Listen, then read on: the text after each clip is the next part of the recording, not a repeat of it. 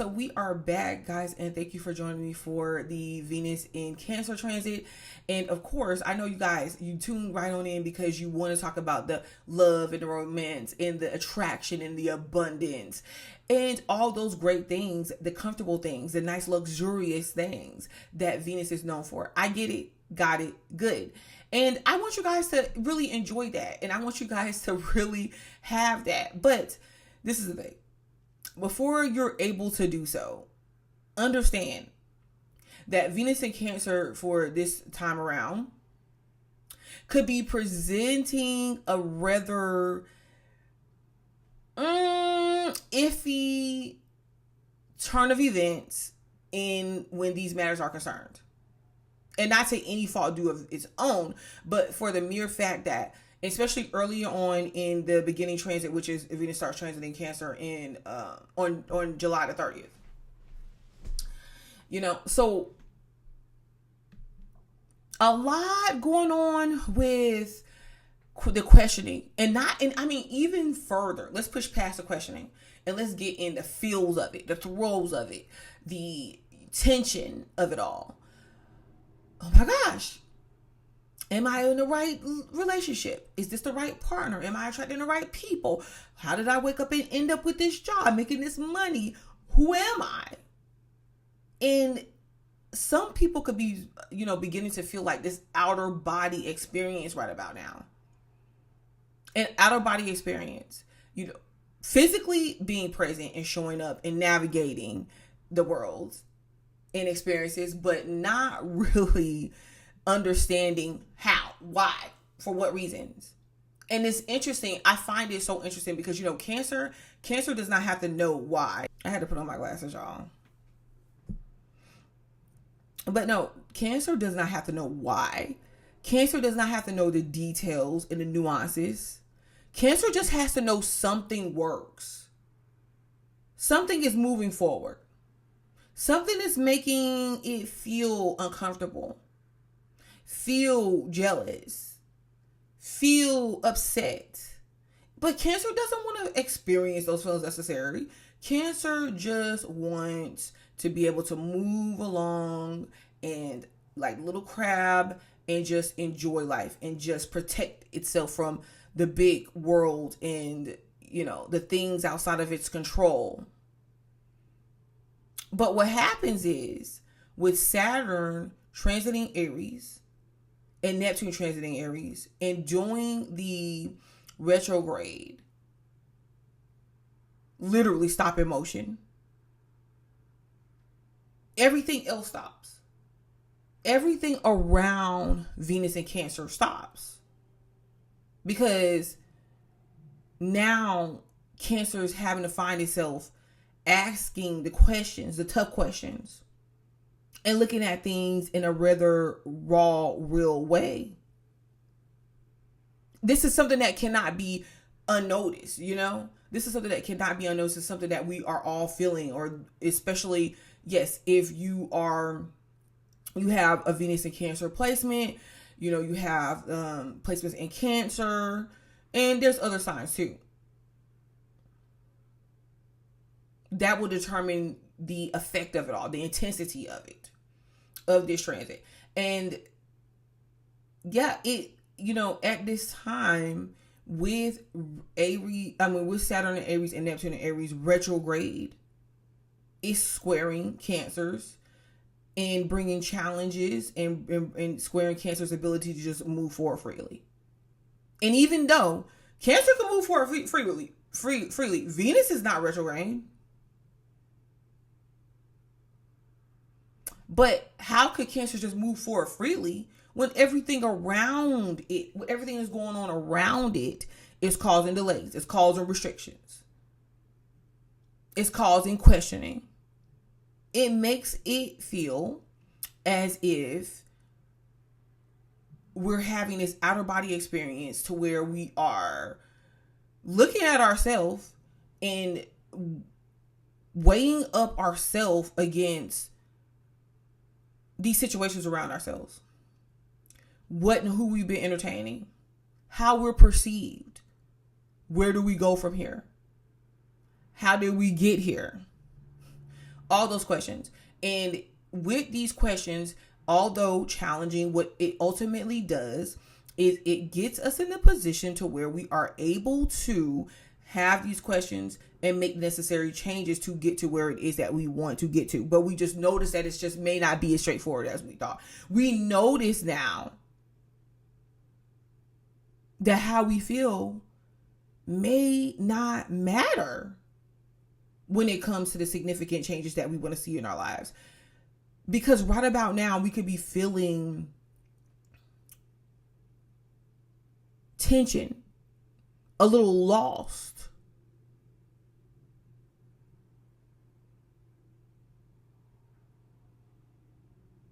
I'm doing this work, I'm doing this job. What do I really want to do? What does it all entail? Oh my gosh, it seems like I'm starting over. Oh my goodness, I don't even know how I'm going to do all this. I don't even know how I'm going to manage all this. So what I want you to do, instead of just reacting or making some sort of sudden, sporadic changes all at once, just take a step back and feel all the feels. Just allow yourself to feel all the feels. Okay, Venus in Cancer. And as you guys can see, not only is Venus in Cancer, here we go. We're talking about our feelings could be rather sensitive. Others that we're dealing with could be rather sensitive. Our money and financial situations are very personal to us right about now, especially starting out this Venus in Cancer transit. And I already feel it. And it hasn't even started yet. It starts on the 30th, And this is, have you ever told your kids, they went in the store, you're just like, hey, don't come inside the store. If you're going to come inside the store, don't touch. Don't pick up anything. Don't even look at anything, because that might make you want to touch it and pick it up and you're not getting it. But they insist on going in the store and proceeding to do what you already asked them to do. The ones that want to try you. The other ones, they may go in there, they may feel all the feels, and they may just know like, okay, I'm not touching ish. So this is Venus in Cancer right now with this transit. You want to throw a fit. You want to, it's really emotional. The realities and the circumstances that's coming up. It's really emotional. It's really personal. But it's one of those situations to where you really can't play the victim. Okay, you could present your case, but playing the victim, I don't know how that's going to work. You can, but it has to be, here's the caveat. As emotional as Venus in Cancer wants to be, and I said, have all the feels. The delivery, the approach needs to be logical. At this point in time, you're going to have to explain yourselves. You see this in the world, in real life.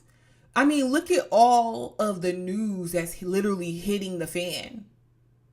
When it comes to people being exposed, you got Diddy, you got Shannon Sharp. You got even Nicki out there, throwing a tantrum or two. You got Jay-Z with the son that he doesn't want to claim. We have all of these things going on, but yet there's nowhere to hide, and it only gets more intense. And Venus being direct and going into Cancer and ready to move forward and ready to look good and ready to feel good, ready to get that money. Saturn retrograde and Neptune retrograde is just removing all the good stops, removing all of, you get in your car, you're about to head somewhere, you got the good music playing, and you just, the GPS on and you're rolling. The gas tank is full. But here we go with this particular transit where it's like you get in the car. Oh my gosh. You forgot to bring your coffee. You forgot to bring your key. Did you lock the door? Oh my gosh, there's a traffic jam. Something is happening with the radio. Something is happening with the Wi-Fi on my phone. And this is the thing. Mercury is retrograde in Leo as well.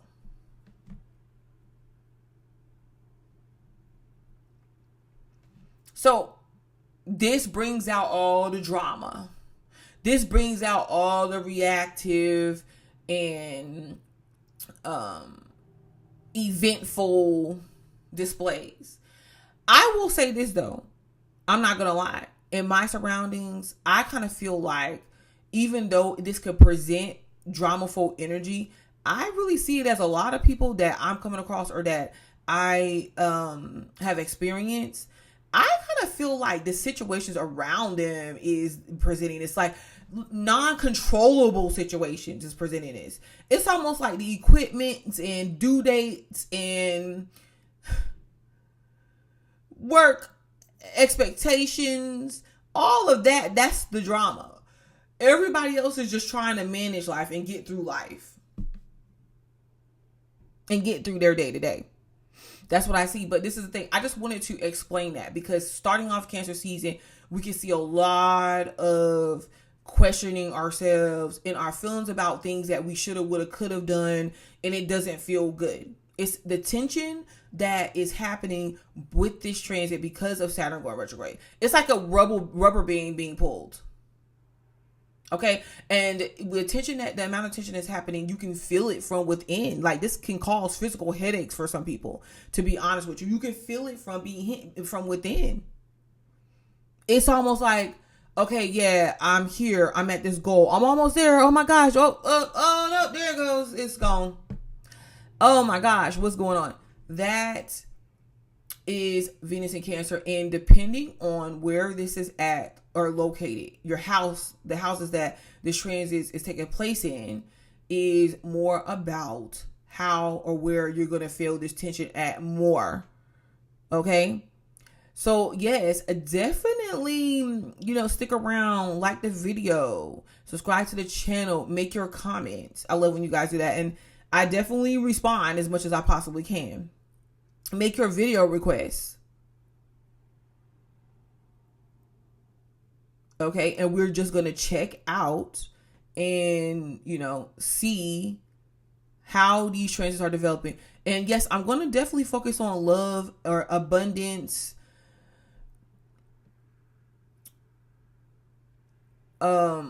relationships, money, finances, and job work, about the work that we do. I'm definitely going to address that and attempt to address that when I go and look at the personal signs. And because that's what it's about. But I'm just telling you, if these feelings that you're feeling with this transit, is definitely the transits, and it's definitely real. Okay. All right, guys. So thank you. And yeah, go ahead and check out the timestamp that represents your sign or where your sign is at. And then, yeah, I'll see you there. Okay. So hello, Pisces. I'm going to start with the sign of Pisces today because I feel like I haven't started with you guys in a while. And, this is Leo season, full front and center.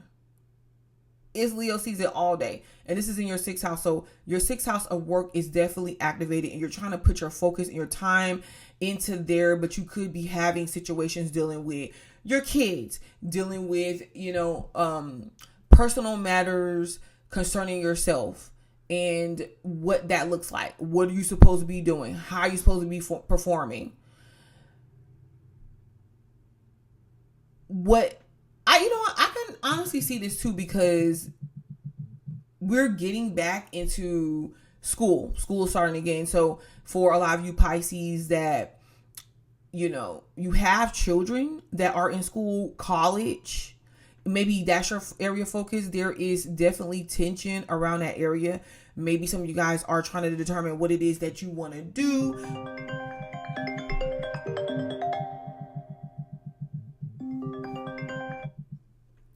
What it is that you want to do as pertaining to making money, or just overall what's going to support the type of lifestyle that you want or that you would like to have.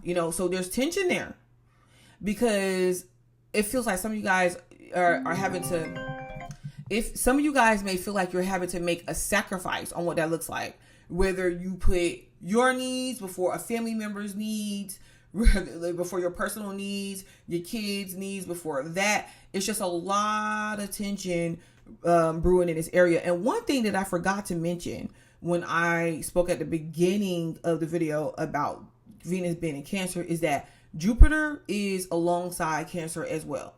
So the good thing about this is the more that you can lean into that Jupiter energy, you know, with Cancer, the feelings of figuring out who you are, what is that you need to be doing, or maybe a particular interest that you might have, a particular hobby you might have, how you're gonna do like your personal style, what makes you you when you're trying to figure that out.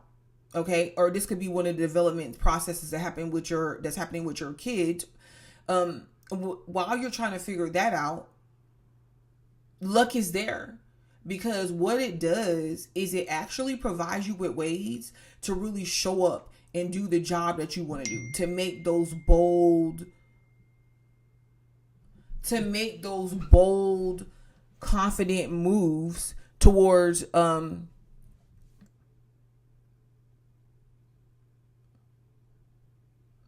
following your heart, towards facing the challenges. I would say just take your time. I would tell anybody that's experiencing a Venus in Cancer transit with this Saturn retrograde in Aries and Neptune retrograde in Aries to just take your time. Take your time with developing yourself. Take your time with developing what it is that you want, what you need, the type of money, type of finances, type of stability that you want to have in your life. Take your time. Like, see how you're really feeling. Because some of you guys might feel that you landed yourself in a position or you're landed yourself in a job, but there might be something more that you may want from it that you can't gain from it, or that, you know, you have to see if you're mistaking it, what you feel like you want to get from the situation, from the job, from the purpose. Are you mistaking it with what you thought that it could be? How you thought the things could turn out or would turn out? And you got to be careful with that, Pisces, because even when it comes to your kids, it could be this sense of, oh my gosh, you want to go to college for that? I thought you would be a doctor. You want to go be a cosmetologist. Oh, you want to go, you know, and, or just any unique way that your child may be expressing yourself. And let me tell you, it could be in a very dramaful way. For some of you guys, this may not sit very well. For some of you guys. But that's why Jupiter is here as well, because it brings in that element of you being able to teach them and show them, you know, act as Jupiter, show them the way. But definitely opportunities, like the more that you can really embrace your authentic self, be creative, and endure and, you know, present that strength. So some of you guys, you might have to find ways to motivate yourself as well, or to be motivated. This could be anything from like looking at YouTube videos, listening to podcasts, however you want to put it. That is motivation, because that could definitely help build your confidence, and that could definitely help provide energy for you, for the work that you need to do, for the jobs that you need to get done. And some of you guys, yeah, you know, even work, it could have been something that you had to really, you really had to strengthen yourself in and press on and charge forward and just stand in it and defeat oppositions and distractions and all those things coming your way in this area. But Venus starts to transit Cancer on July the 30th. And I'm telling you, however you're feeling, whatever you're feeling, just allow yourself to feel it. It's very emotional. It's very sensitive. And especially with things pertaining to yourself, because a lot of you guys may get to the point and come to the realization of the fact that you have been neglecting yourself, or you're trying to figure out who you are outside of your family dynamic, who you are outside of the work that you do. Who is Pisces? It's like asking, where's Waldo or something, you know? So that's very, very interesting. Now, of course, towards the end of the month, when it gets down to, Virgo season, you're going to come more into relationships and partnerships and focus on that. Right now, I would not don't focus your attention too much on what other people are doing. If you're going to focus your attention on what other people are doing, use it as a compass to say, okay, this is how much more I need to really go within myself. This is how much more I need to really go towards myself. That's amazing. So, the more that you can go towards that, maybe being bold, there could be something that you want to try, invest in. But guys, really be careful, because there could be loss here as well. Because whenever we have this type of transit to where it's like, you could get lucky. So this is one of those transits to where you could get lucky when it comes to trading, gambling, investing. But then you go overboard with it.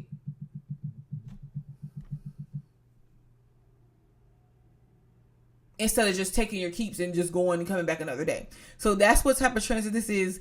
Pisces, it's still Cancer season that tends to be a little bit more relaxing and relatable, and you feel connected more in Cancer season. So overall, you could be feeling good. You could be feeling like embracing yourself, expressing yourself and your emotions and how you feel. And this is something that you can do in order for you to make leeway at work, in order for you to make leeway in your partnerships and actually have it mean something and be effective. Okay.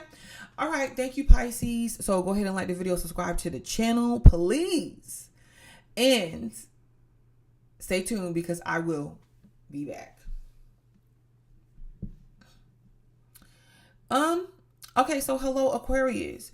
So we are doing the Venus transit in Cancer update. And, for you, we have Venus transit in Cancer inside of your 6th house. Okay, so it's definitely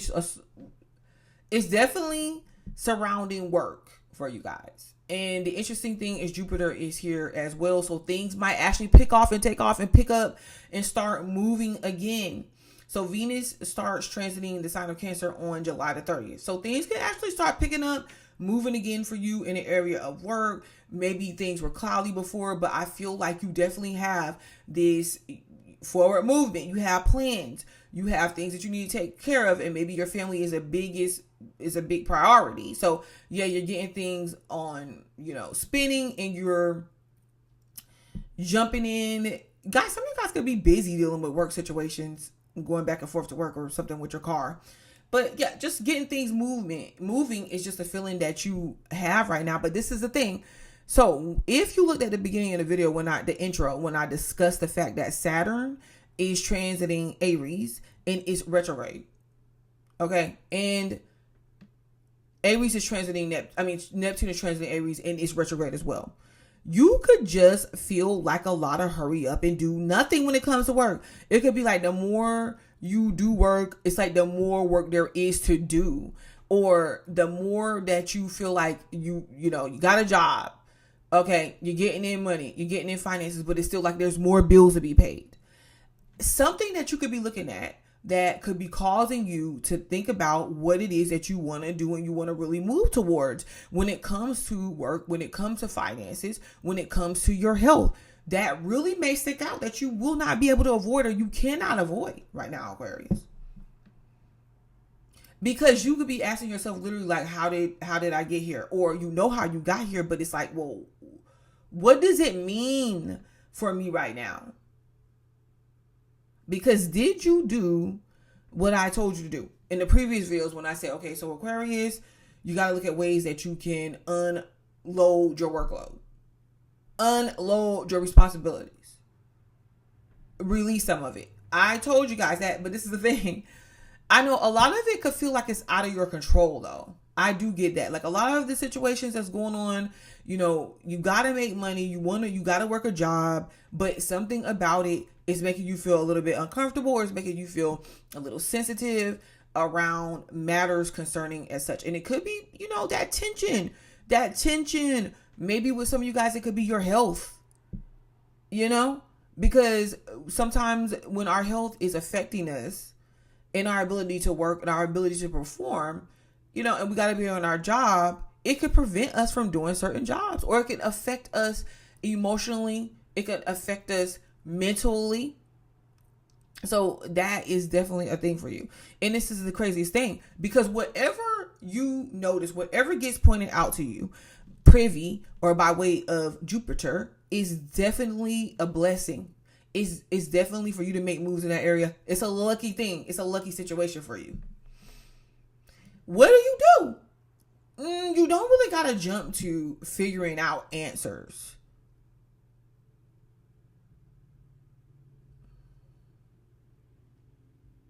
You don't. Because for some of you guys, you don't really know what that is. Even if you know what it is, because Aquarius, you like to pride yourself on knowing what things specifically are. But even if you know what it is, it could change at any moment. And also, you can know what something is, but the people or the situations around you could seem almost as if they don't know what stuff is. They haven't figured themselves out.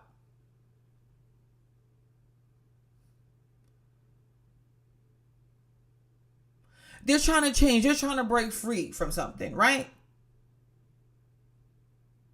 But you feel like it's directly impacting you. And I definitely get that. Because, you know, we got Uranus transiting Gemini as well.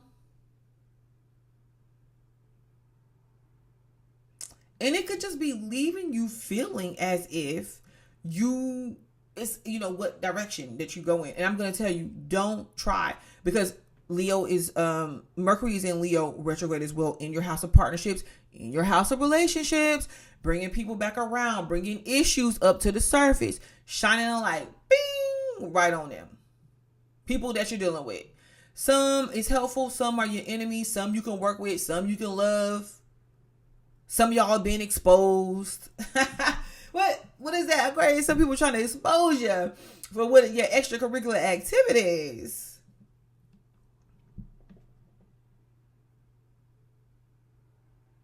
So whatever, this is the caveat I'm giving to every sign dealing with this Venus and Cancer transit, because, okay, yes, some of you guys could be having, you know, things moving forward at work.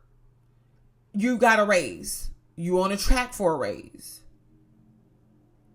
Maybe you're in a position, but you know where you want to be. You know what you want to be doing, but you're holding this position down until you can get there.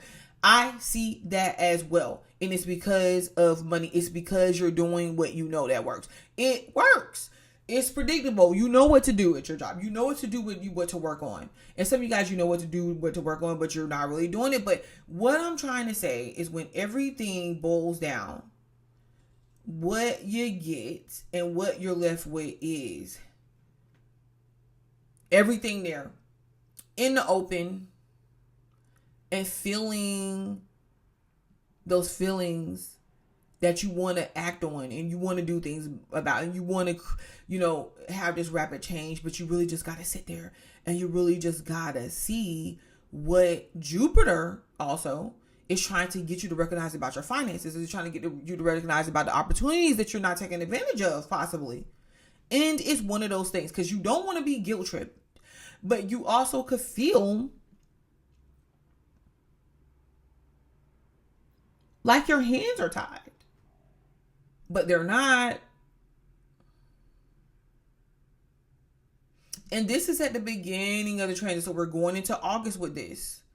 We're starting Venus in Cancer off, and we're going into August with this. We're getting to around about the first week of August, or through the first week of August. And okay, so it's, you know, evident what it is that you need to be doing, what it is that you want to do. And some of you guys might, you know, take some time to say, okay, so how I'm going to prepare myself through the opportunities that I want to present, or that I have presented for myself, to make these changes in my health, make these changes in my work, in my job, and even with handling responsibilities.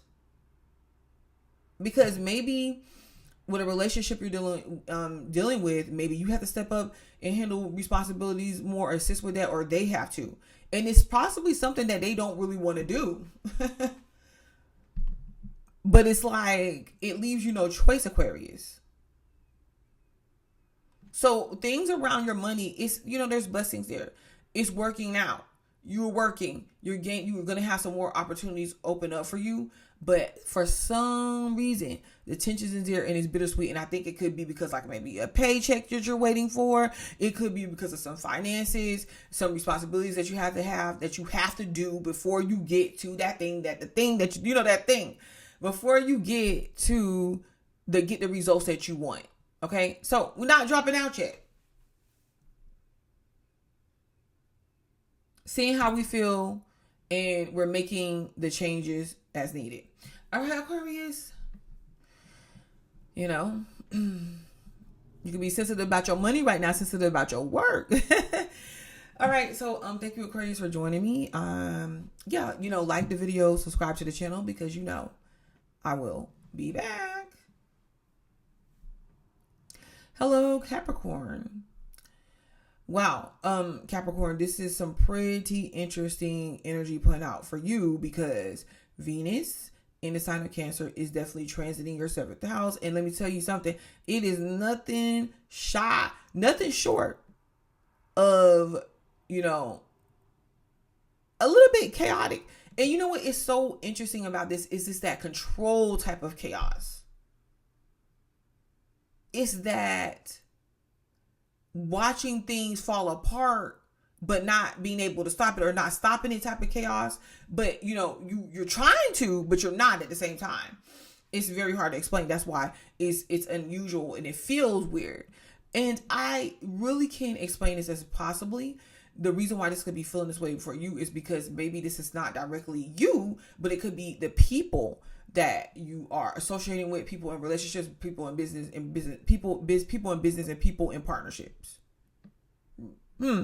Just people in general. Because it's like they keep coming to you, or maybe they're coming to you with drama, or maybe they're coming to you wanting to say certain things, but they don't, or maybe their life is just looking a bit chaotic and dramaful right now. But whatever case it may be, you don't necessarily like the looks of it. Okay? You like the whole feeling free, having fun, doing your thing. Because that's an element that's still just playing out, doing what you love, enjoying your work. But when you get to the point of this transit, and when you're assessing the scene, and you're seeing that maybe, some changes have to come around you and your relationships to get this work done, or, you might have to repartner with the right people, or you might have to work with people all together, or just where your relationships in certain instances has been feeling like a limitation to you. Now, you got Venus here. Yeah, luck is here. I kind of feel like at the end of the day, your relationships kind of saved the day for you. Maybe for some of you guys, it's who you know. Because you know how people always say it's not what you know, it's who you know. But it's a little bit of combination of both. But still, in this instance, it could be who you know that gets you that job, helps you with that work, helps you with that finances. So you got to really keep that in mind. Now, this is the thing. Because when it comes to your 6th house and like scheduling, and because Venus is transiting your 7th house or whatever, but when it comes to like scheduling, when it comes to like work, there could be some iffy situations around it. It seems uncontrollable. It seems kind of crazy for some of y'all's jobs and y'all's work, and just even expectations around that could get a little bit crazy and unpredictable. And I don't really think you like that. That doesn't sit well with you. That don't sit right with you. And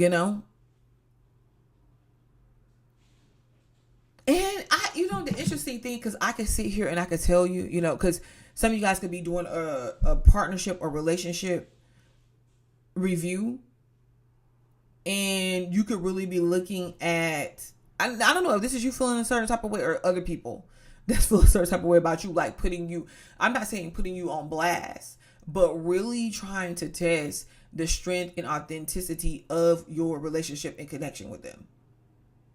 And you just trying to live your life and you just trying to do your thing, for some of you guys. It's not that you don't care, because you do, but you're just like, dude, I'm just living my life. I'm just doing my thing, because you have a certain set of responsibilities on your own that you're trying to handle and you're trying to deal with. But that could be making certain people feel left out or feeling uncared for.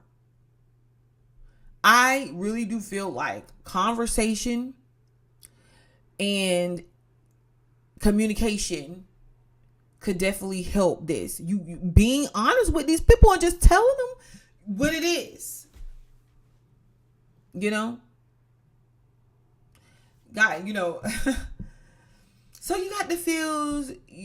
There's tension in your relationships right about now, because you're asking yourself the question of, how did I get here?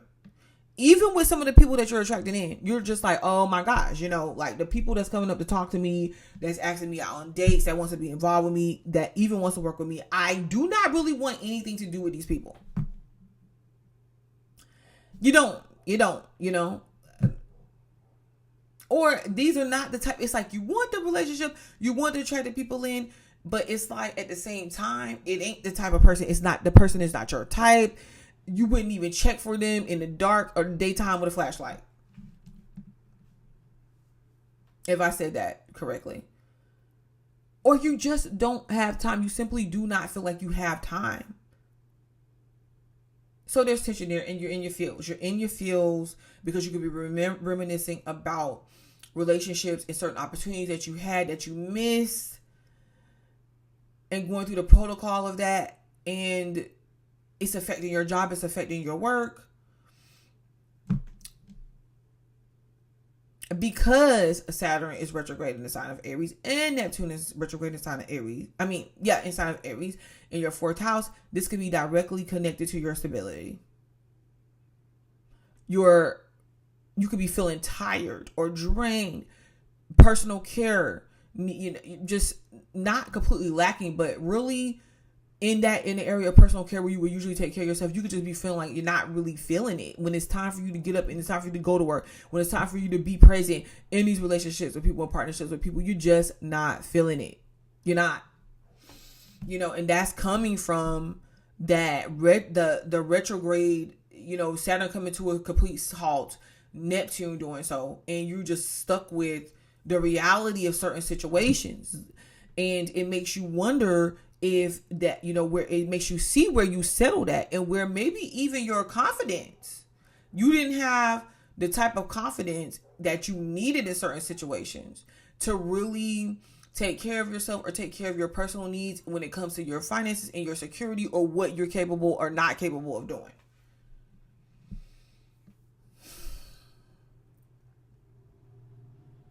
But when it comes to making money, like I said, especially if you're struggling in that area, really tuning in and connecting with others. I don't know if you're selling stuff to these people. I don't know if your job or the work that you do or whatever, like who you're dealing with, requires the best customer service that you could provide. I don't know if you need some sort of help or assistance with something, whatever it is. I'm telling you, your feelings matter in the situation, and you should make it known. You attract more bees with honey. And the fact of the matter that you have the honey means that you've gotten most of the situation figured out, Yeah. So you just sit with it. Feel how you feel. I'm going to tell you, you could be dealing in situations too that could be rather dramaful.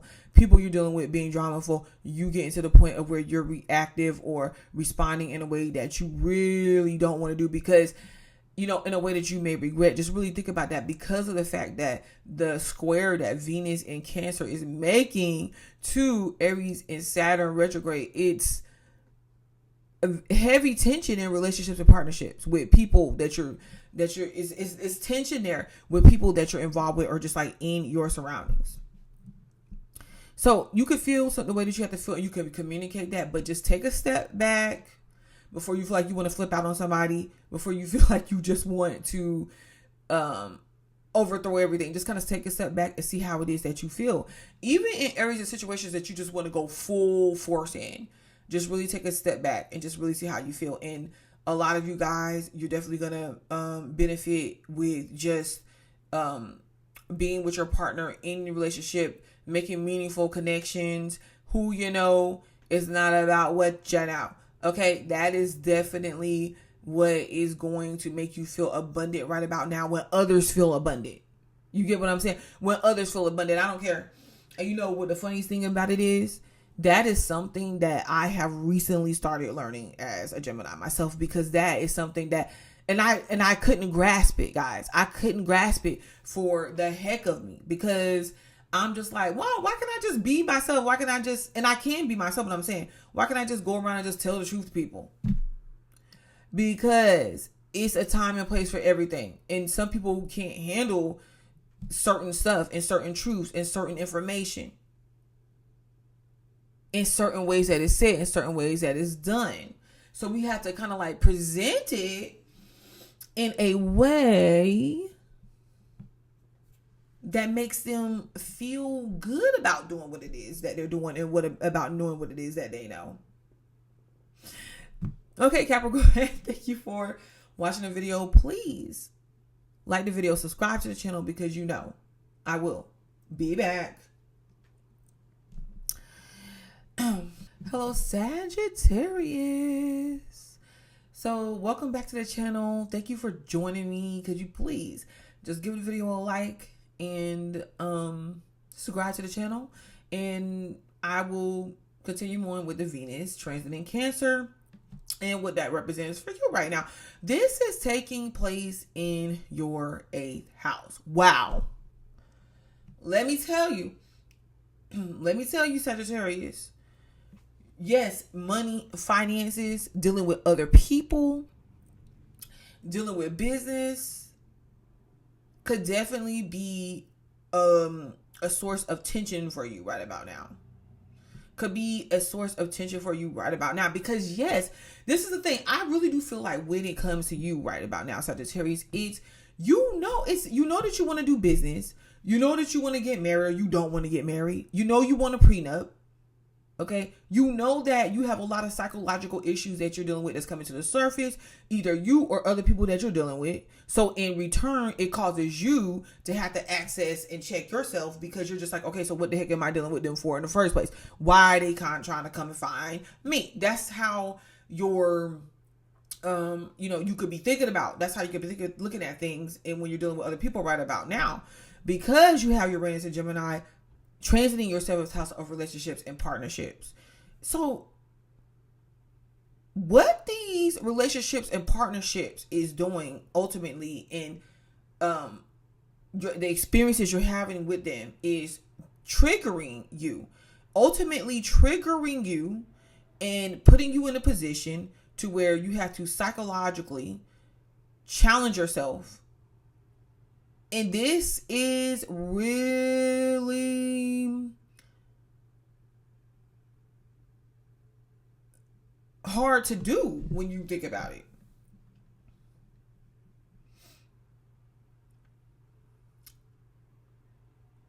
So the early part of the transit, Venus transiting Cancer on July the 30th, is bringing this in. This is something you can start feeling before the 30th of July. It's something like coming to a head that you feel like you know that's coming to a head. And it's a lot is heavy. I mean, it could be causing you guys to really have these back and forth emotional upheavals and reality checks. And let me tell you where it's stemming from too. It could be stemming around like children, your child, or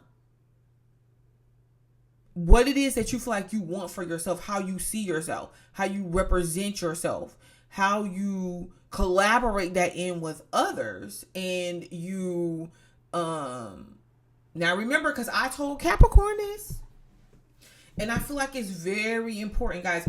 And you know, I, as a Sagittarius rising, I'll go ahead and tell you guys that this is how I feel. Because with the work that I do and with the way that I implement, especially even up to now, the way that I implement, even like doing astrology stuff, my information is not the typical way astrologers would present information about certain transits. It's not. Mine is more of like a personal, and nothing against them. I'm not pointing this out to have anything against them. I'm pointing this out because a lot of you Sagittarius and you Sagittarius risings and maybe even moons could understand exactly what it is that I'm saying. Like, I'm giving you real life examples here. What happens is, because of that, whenever you have someone, and this could be easily Sagittarius, that, you know, typically this is Sagittarian energy. Whenever you have someone that is willing to be different, like have that different approach, you take it as, well, I'm just being unique in my disposition. I'm just being who I am. I'm actually here helping others. I'm not purposely trying to necessarily be unique. This is just who I am. This is just what I want to do. Other people take it as you're outside of the group. You're outside of the norm. You're not with us. You're not like us.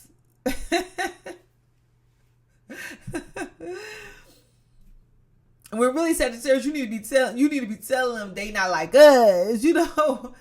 But you then come back to yourself and you try to figure out, like, okay, so then what is it that I'm doing wrong? Like, what is it that I'm saying that I'm doing that's so different than everybody else? And you can't see it, but other people can.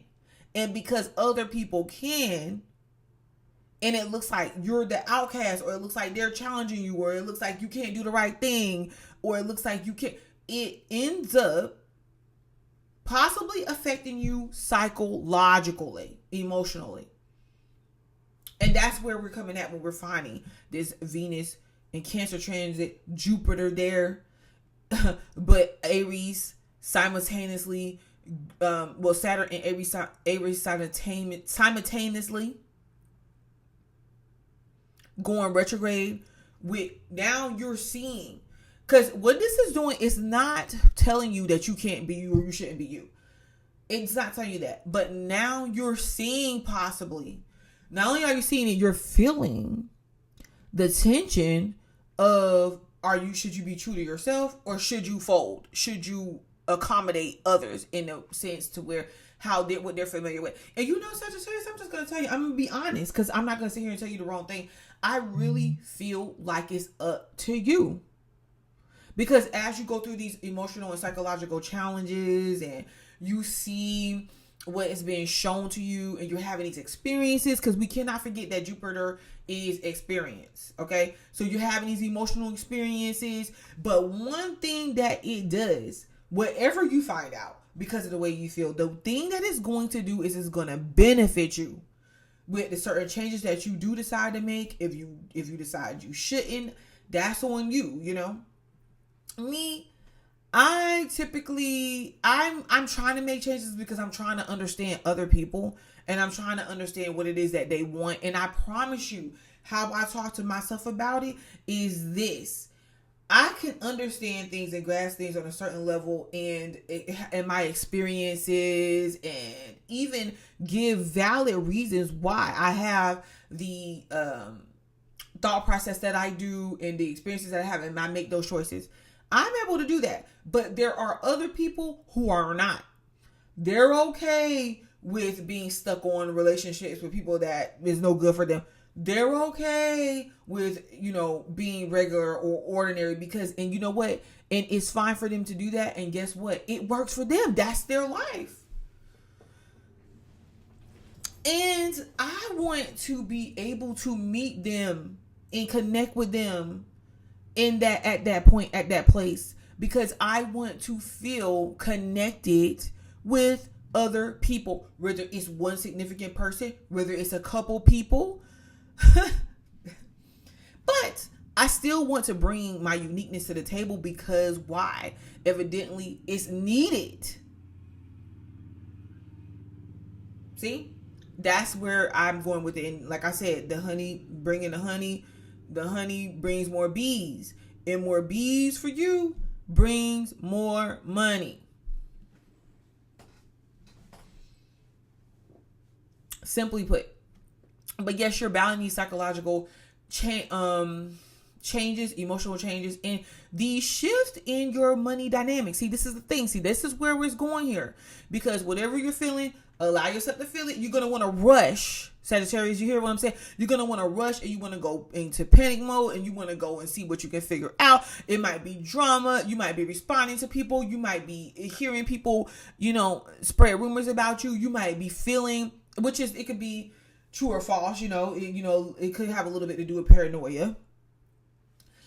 But understand whatever you're feeling associated with these other people with this money, there's tension in that area. But ultimately, there is a pathway wherever you're at. There is a space available for you. And these people, they know this. Whether this is a significant, whether this is a person you're married to and you're tied to because of financial reasons or investment, something that you invested your time and your energy and your emotions into, whatever this is, it's got you by the ball, Sagittarius. And even if you're not, okay, so just because you're Sagittarius, I'm able to say that. You have to throw some jokes in every now and then to keep from crying. Because you're trying to figure out, how do we divide, who, if I did separate or did divorce, how we provide up the finances. If I did get with somebody, like, what does that look like? Is it something that I want? But when I get it, am I really going to want a relationship or a marriage? What? If is this business going to do good? Am I making an investment in the wrong direction? All of that. And it's because you are thinking about, or you're putting yourself in a position to where you're seeing yourself as lacking or going without because of the tension, okay? Because of the tension when it comes, and this could be your kids too.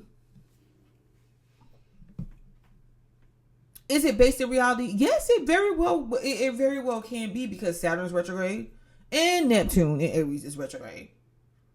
So where all the fluff and the illusions would typically take place for us, it ain't there anymore. But it is not easy to navigate. But what it does is it really lets you check in on how it is that you're feeling and how it is that you need to move, based on in the transformation and transitioning and changes that you need to make.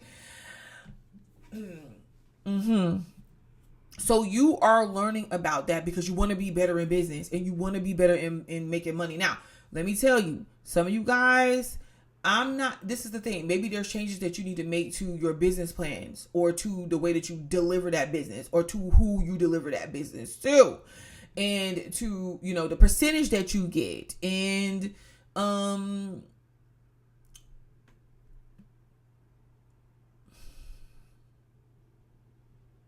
there's changes that definitely need to be made, and they're not easy changes.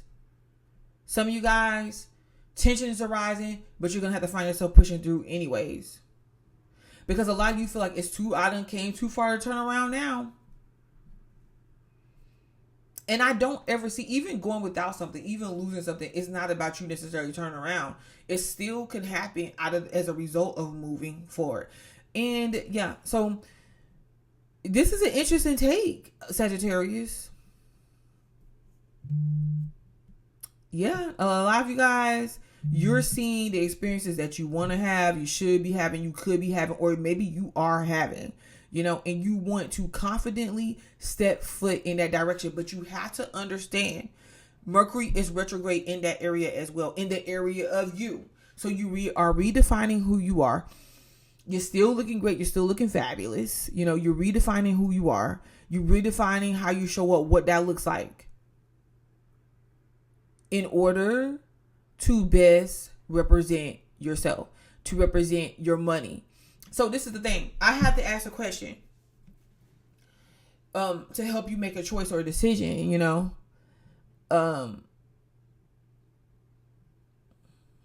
So if you were doing business with someone, you were going to do business with someone, and you're looking up the perfect person to partner with, or they're trying to present themselves to you as a perfect partner, what, even in relationships, but I'm just going to say business, what would that look like? What would that look like? Would that look like, and I'm going to tell you guys too, y'all could have some wackos or some strange characters being interested in you that you're just like, I'm completely not interested in you. No. Or you could possibly be interested in that, but I'm just telling you. Or some strange taste in people that you could be interested in, and things that you want to do. But going back to the question, what would that look like? Would you say you want to go get with someone that is bad? You know that they're bad with money. Or they scam, or they do illegal stuff. Nothing against the ones of y'all that do. I'm just using this as an example, whatever. Because me, I'm not really interested in that. But I'm just saying, would you go knowing what you know about the person, or like would you go and would you entangle yourself in with them anyways? Because you're in this rush, dire situation, or you're feeling that way. It may not really be that way. You're feeling that way, and you're feeling that pressure. Or would you challenge yourself, and would you have that reality check and say, you know what, Sagittarius, I know you got a lot going on, but just take a step back, babes. That's what it is that you would do. However, it is luck here. It is luck here in finances, but you really got to take the minute to let yourself, like that authentic, that whatever it is that Venus and Cancer is trying to make you go, like bring up about, you know, how you value yourself, or what it is that you value, and the type of lifestyle that you want, and you know what that represents when connecting to a deeper part of yourself, and the changes that you want to make or you need to make in order to tap into and unlock those business and financial leashes, investments, all of that. Baby, you got to learn about how to do that. Jupiter is here. Whatever it is that you want to do right about now in the area of business, finances, and marriage, whether you want to get married or you don't, because some of you guys could definitely be getting married, or you know that's the route that you're going down, or it's really something that's becoming prevalent or evident to you, but it seems like, oh my gosh, I don't know if I want to tie myself down to this or that, you know, I don't know, man. It could feel like that, or you could really be thinking about that, like why you haven't been, whatever the case may be. But this is the thing, the changes that you want to see take place, it takes a psychological, emotional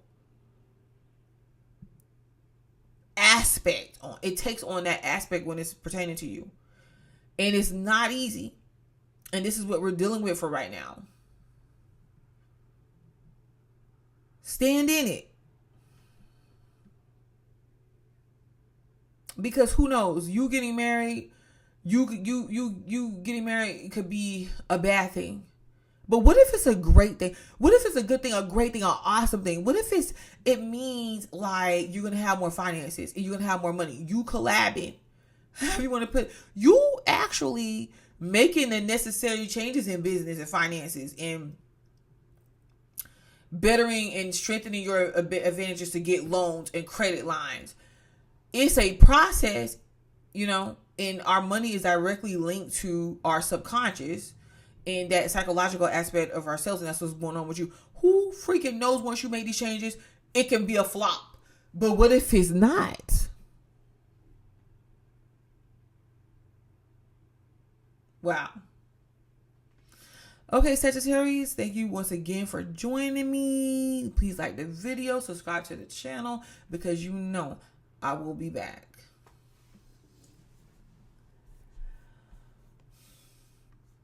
Oh, Scorpio.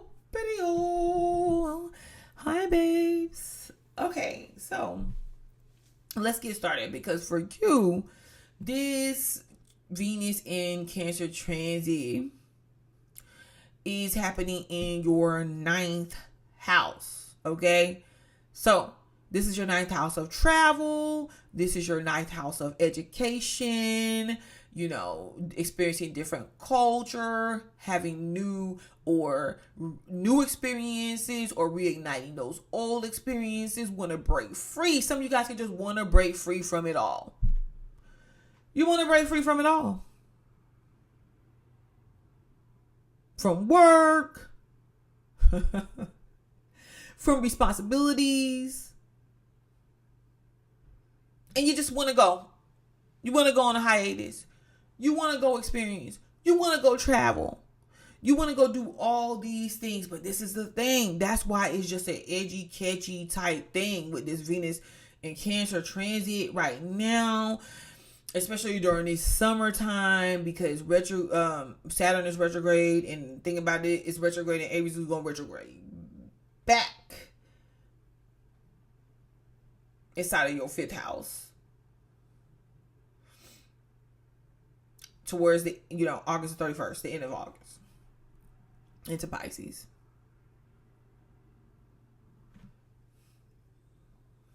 I feel like then you could possibly get a little bit of a better grip on who you are, who you develop into, what you're developing into, and getting back on track. Okay, with representing that, getting back on track. But this is the thing. Even if you get back on track, when you make these changes, whenever that energy of Scorpio, Pluto, however you want to put it, touches down, and y'all ruled by Mars as well. Thank God. Because Aries, Mars, that energy with Aries, even though it could be definitely driven and confident and all that, it'd be too much for me sometimes. I'd be like, I find myself with a few Aries, and I'm just like, if you don't go sit down somewhere, calm down. I feel like in Scorpio, it's more intentional. It's more focused. So y'all ruled by Mars too. I feel like you can get back that, not necessarily consistency, but that type of energy, that focus, intentional energy. But this is the thing. It ain't going to come without you being escaped. You're not going to go unscathed. This is not going to be something where you're just getting back and snapping back into the routine of things and you're going to be the same. It's causing for you to be different. But who are you though in the midst of it? Really, that is what you're going on this little journey and this little escapade trying to find out. You don't seem to know that though. No, you know why you don't? Because Scorpios don't change.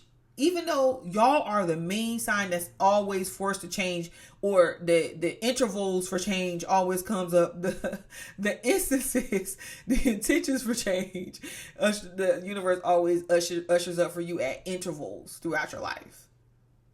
And some of y'all partake and some of y'all don't. But the point of the matter is this. You want to see changes. You want to understand life from a different perspective. You want to be better than what you are now. You want, all these great things that life has to offer. But guess what? You're not willing to go and let go and do it. And allow it to happen, baby. That is really the ultimate thing that's guiding and is pushing you. You're not, and this is the thing. You know that you're not. But you know that you're not for different reasons. Because some of you guys, you can know that you're not because you know that you're not. You know what you need to be doing or what you want to do, but you're not taking any steps towards doing it because it's too much of a chance that you might fail.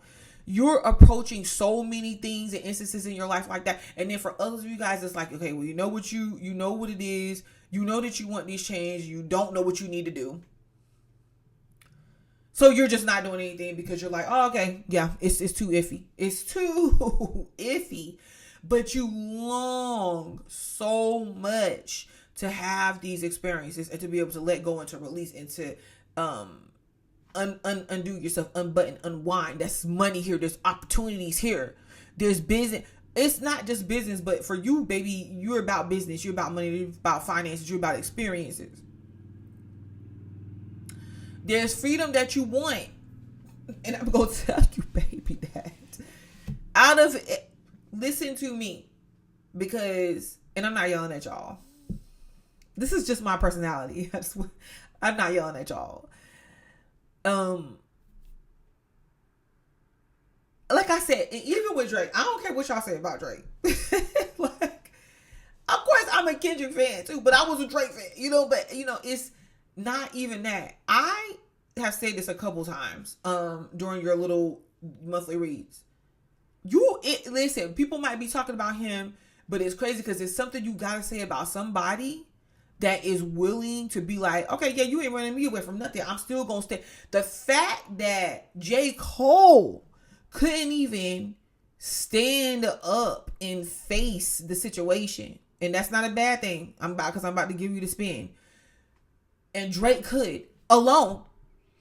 Look at all the people that he felt like turned their back on him, that ain't riding with him, that is pretty much leaving him out here alone to fend for himself, even though he possibly would have defended them, maybe from the background, or just really. Now, I think, because when I say from the background, sometimes Scorpios could tend to not vocalize themselves in a way that they should or they need to, and I see a lot of y'all starting to do that, which is needed. You hear what I'm saying? Imagine if Drake and Kendrick would have came together, huh? Just like SZA and Kendrick. SZA is a Scorpio. You can't.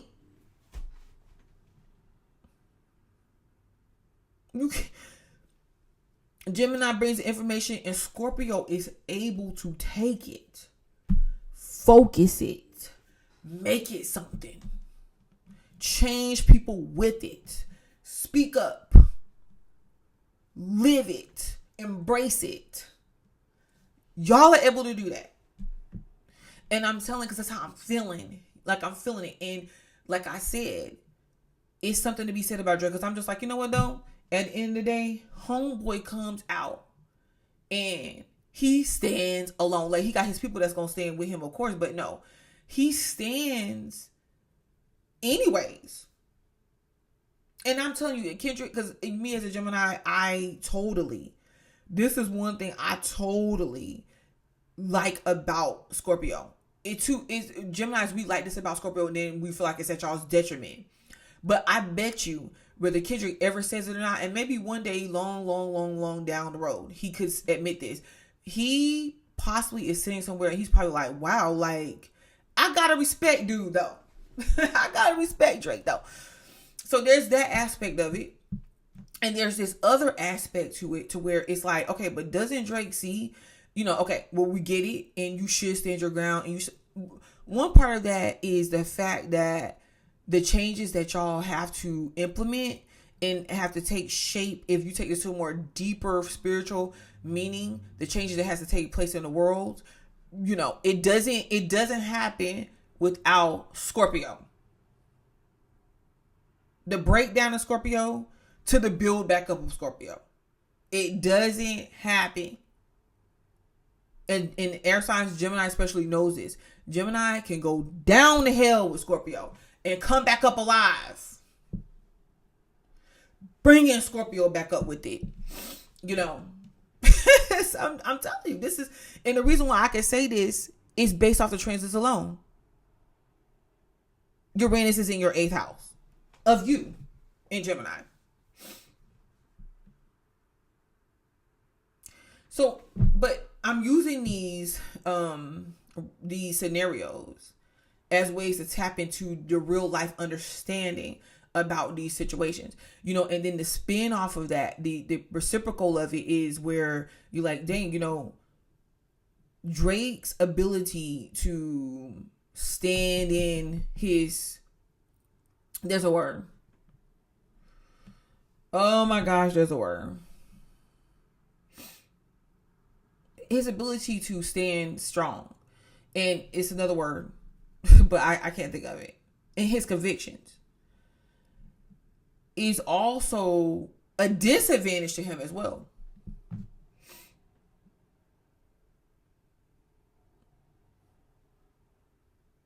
Continue to keep spinning the wheels in the same direction and expecting something different, and not getting like, okay, yep, you know what, maybe I need to spin it off in this other direction. That is the biggest thing here. And that is the biggest thing that, the sign of Scorpio could be experiencing as we, from previous, as we make it through the rest of this year, going into next year, so on and so on, because Saturn is there in your sign as well, and Neptune. But I will say, so let's get back to this. And some of you guys traveling, there's tension beyond, there's tension there for you, and your feels about it, and it's an emotional process, because where you want to break free from, and the direction that you want to go, and experiences that you want to have, you feel that it takes you away from what you know. You feel that, and because of the fact that you feel that, what you do is you do nothing.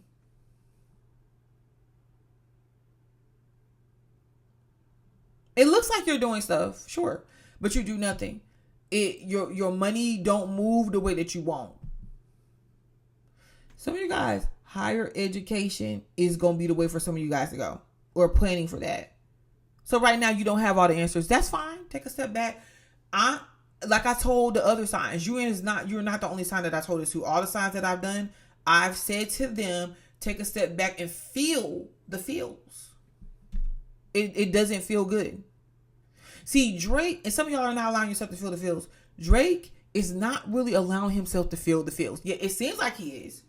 Yeah, but the feelings that he's really feeling, or he's allowing himself to feel, is how somebody hurt him, is how they betrayed him, is how he's not going to let them win. You see? Instead of feeling, whoa, somebody betrayed me. Did I let them betray me? Did I see the signs? Like, what was my part in it? Some of y'all are going to click off. Because whenever you start, some of y'all going to click off, depending your other placements. I get it, because you're just like, okay, no, whenever you start talking about certain stuff like this and accountability and things like that to water signs, no, that's like kryptonite to y'all. But no, just really hear me out. What did this person really owe me? Or how did I allow myself to trust in these people or this person in the first place? Like, what did they do to even earn that? Like really digging deeper. And what it does, you go deeper with them feelings. I'm talking about really turning on yourself to be like, oh man, what it does is it frees you. Because then you have to ask yourself the question of, why am I holding on to what it is that I feel like I'm holding on to, or I need to hold on to in the first place? But we don't want to just go and just, completely free to the point of where we are making careless choices and investments and not really looking after our well-being. Because you guys, remember, I told you have Uranus in your 8th house. That's psychological issue. That's too much stimulation, too much stimuli, too much stuff going on at one time, too many changes happening. But it could really, really benefit a lot of y'all. I keep telling y'all this. A lot of Scorpios could literally be, in life-changing situations or positions, or just like making lots of money. Like, okay. Lots of money. But yeah, Venus and Cancer for you. And this is the thing. In your 10th house, you're being seen. You're being looked at. You're being noticed. Okay? Just like how I noticed Drake just now. You're being noticed. It's not going unnoticed. But it's one of those things, Scorpio. Especially, with Leo, with Mercury being retrograde in Leo, it's something to where it brings you back to that inner part of yourself anyways. And it has you assess and reassess what your long-term goals are, what how you want to be viewed, what you want to represent, what you want to work towards. That, yeah, it's in review. But when it goes direct towards the late August, it's calling for you to stand boldly into that. Wow. But definitely, you guys, so you could definitely make money in being willing to, higher education, school, something that you can learn, allowing yourself to be open to the opportunities, especially for growth. Especially for growth. And since it's taking you on this little, some of you guys might want to travel for work, and there's money to be made there, and you could meet someone foreign, or you can meet someone that is from a different cultural background than you, or that has same or different belief systems than you. You can meet someone traveling. But this is the thing. Okay?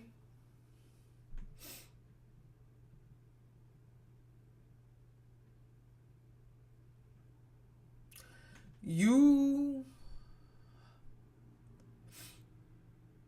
have to allow yourself to break free, experience something different. All right? It's deep. These transits are no joke right about now. I'm having a little bit of a time with them too. I'm not gonna lie. They are no joke. Cancer is, what is it? It's sensitive. You sensitive about, and vulnerable about relationships, about what you hold personal to yourself. And you want to protect it.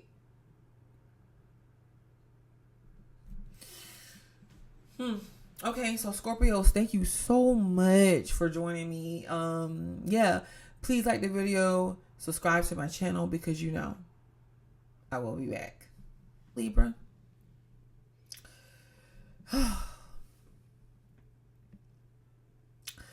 So, Venus is transiting Cancer for you in your 10th house of career. I don't know. Did you make a decision on something that now you're looking back on it, you're thinking back on it like I should have made a different decision?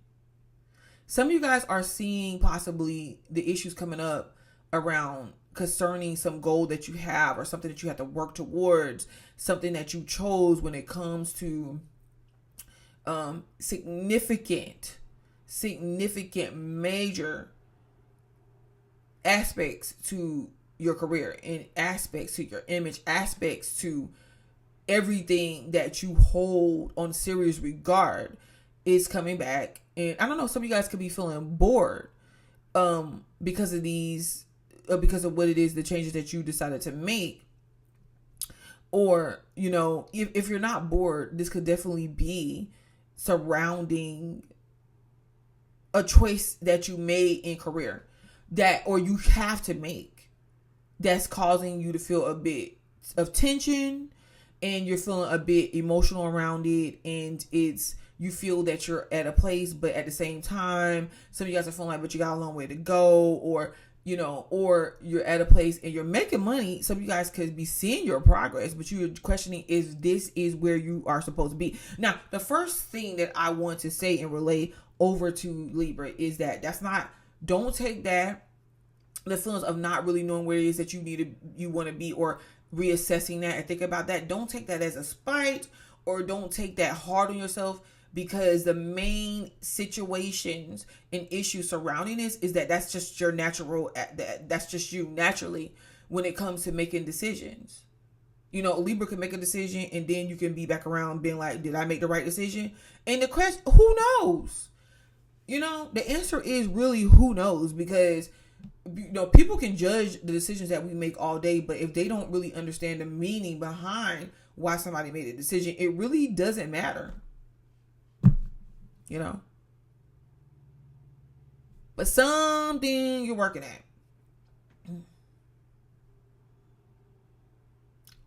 the type of progress that you feel like you should have made at this point. But school, like, you could be into school, you could be into exploring your spirituality, you can be into wanting to be free and have different experiences, travel, even do something like, because a lot of times when I see this, like the whole aspect of wanting to be free, in correspondence with different people, with a lot of people, what I noticed is that they, especially like when it pertains to their work, they could possibly want to do something online, like working, making money. So that's possible too, because or having some sort of investment or something that allows you to maintain or get your money but be free at the same time. Now, some of you guys, that might be retirement for some of you guys. And maybe the money, the type of money that you thought you were going to get and that it was going to be good for you, you feel like it's not. You're not satisfied. You're not satisfied with the production, the product. And you're feeling a certain type of way. Well, that Uranus in your ninth house is definitely shaking up things, because Uranus is transiting Gemini. Your ninth house is definitely shaking up-ish, okay? Because it seems like energy all over the place. It seems like you're here, there. You want to be in this place, but you want to be in that place at the same time. So the thing about Uranus and Gemini is it could definitely be beneficial for you, because listen, some of you guys, by the end of this 7-year transit with Uranus and Gemini, a lot of you guys, even before that, could definitely find yourself in that freelance area, or just take it to another height, or switching lanes on something, or starting something else new, or whatever. So, and especially, I mean, a lot of people don't understand like the day trading and different stuff like that. That could be beneficial for a lot of people. But definitely the significant changes that you have and the type of experiences that you have, and finishing up school. Some of y'all, and I say this so much, can be very, very successful in being like a preacher, a motivational speaker, in being someone like a travel vlogger, or someone that you enter into a field, you are highly experienced in it. And it may not do anything. It may not have anything to do with what you're doing right now. But you keep steadily wanting to go back. It's because you next door with Scorpio. Virgo, Libra, and Scorpios be just like lumped into a group for me. Virgo, Libra, and Scorpios is like lumped into this group for me. Because you challenge yourself to want to, you're like, okay, let me scurry on out here like the little scorpion. But oh no, let me go back. It's too scary.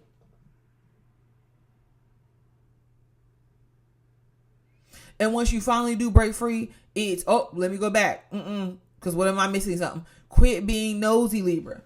Okay. But Venus is here. So yes, even though you might be feeling a certain type of way, I feel it. Feel it. Feel the disappointment. Feel the incontentment. Is that incontent? Feel not feeling content. Feel all of that. And then allow it to show you and reveal to you other opportunities.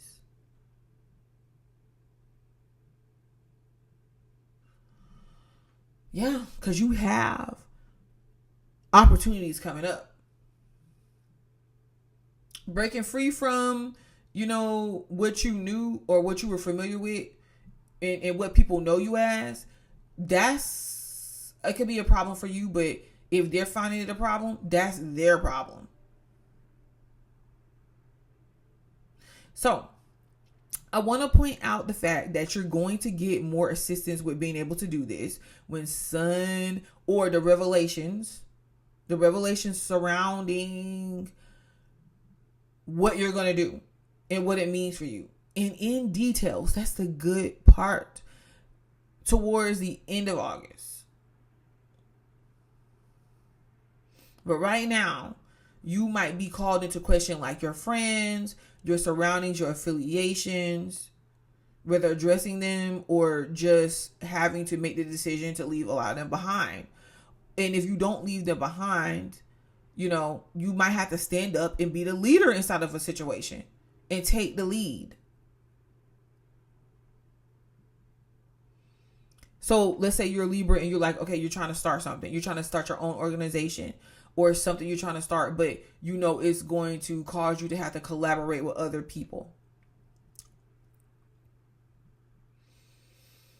What's the problem? You know, do so. Well, if you choose. Okay. So, what do you do now?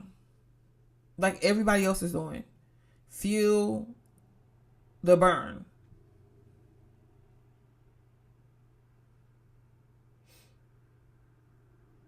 And then get to work.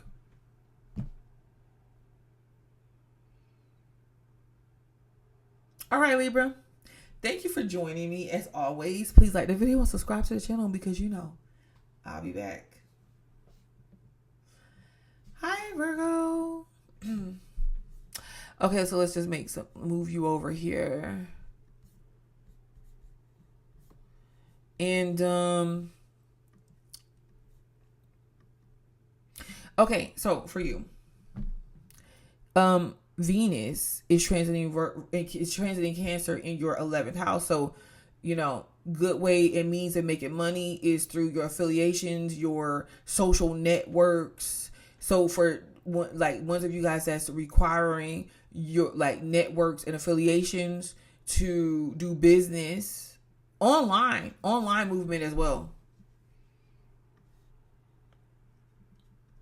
You know, online sales. Online vlogging. Now, some of you guys though, you could be feeling that you're not getting the type of results that you want as well. So I'm going to keep that there. I'm going to keep that there for the simple fact that Venus is transiting the sign of Cancer and Jupiter is also transiting the sign of Cancer. And this is the thing. I don't doubt the fact that you're going to be able to get the results that you want, but this is my thing. It's like a learning thing. It's a learning optics when it comes to Jupiter, because Jupiter is also there sitting inside your 11th house. So it could be you know, it could come off as universe being like, well, okay, or Jupiter being like, well, okay, Virgo, how's it going? Oh, you feel a little stagnant, or you feel like you're not in the right circles, or you're feeling like this or that is going wrong. Okay. So what do you feel like you need to do? Like what changes that you can make, or what opportunities that you can utilize that you are not utilizing?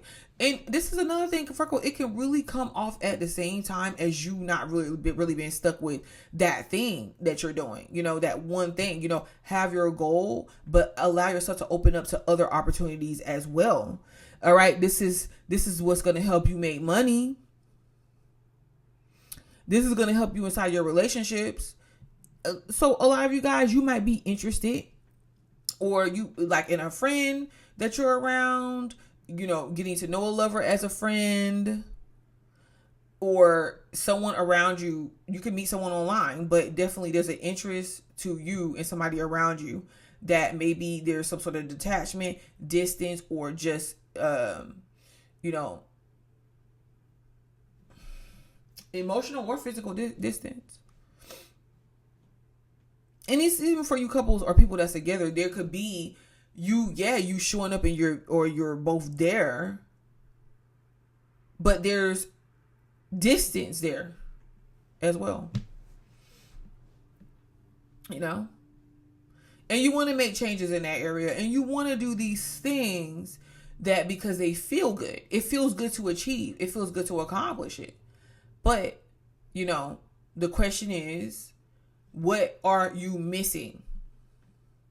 So there could be changes. Now, for some of you guys, you can see these changes that takes place based off of what it is that you're doing, and just naturally, universally. The changes take place when it comes to your work, because Uranus is transiting Gemini there. And this is the thing. Another of you guys, it could be very annoying for you the Uranus and Gemini transit, if you're someone that wants to do like freelance work on your own terms, because you're gonna have to have some type of structure that's in place, but that's not it. It could cause you to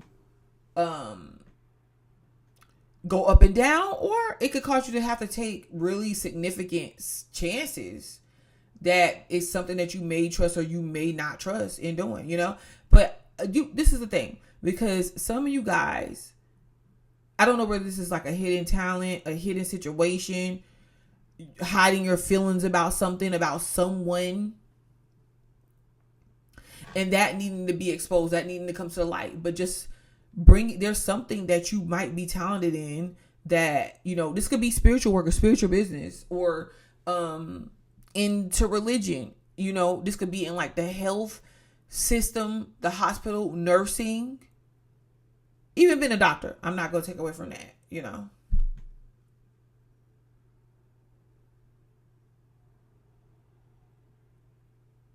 Therapists.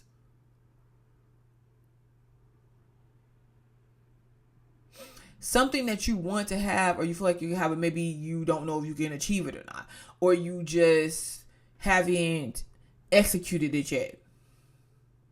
That's there, and the clarity that you get, the emotional clarity that you get, and that you stand for, and you stand in strength with, is going to be like the awakening that it is that to what you need in order to make your next move and your next decision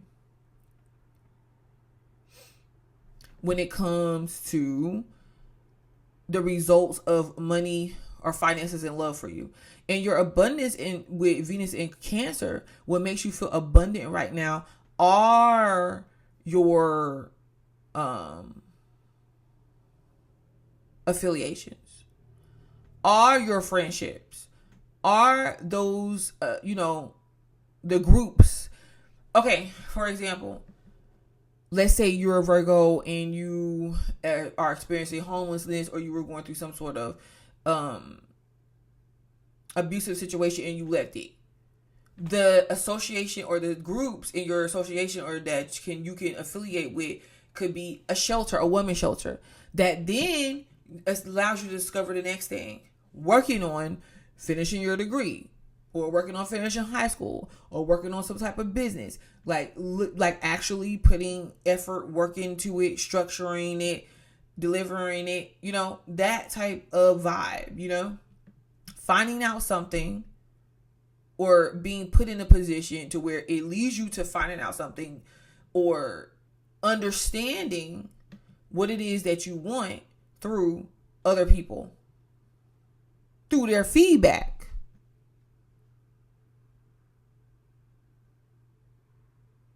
And I get it. It's iffy. It could be a little bit hard, for the simple fact that you guys have Aries in the 8th house. This is of your feelings. This is of things that are hidden from you, that you hide from other people. This is just your want and need for other people's resources, help, investments.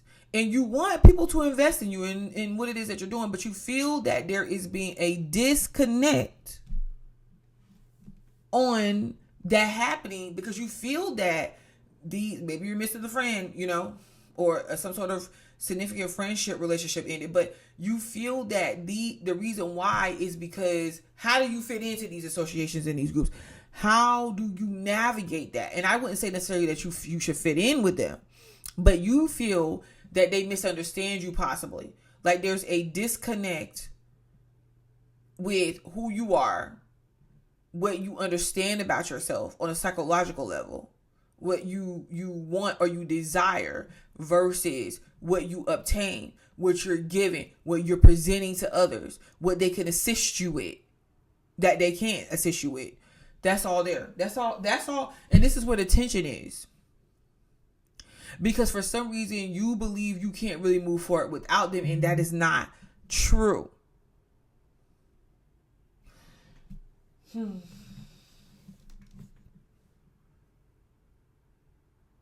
I'm telling you guys, I told everybody this so far. This transit is deep. These transits, like Venus transiting Cancer, you know, it can put us in a very sensitive, vulnerable place.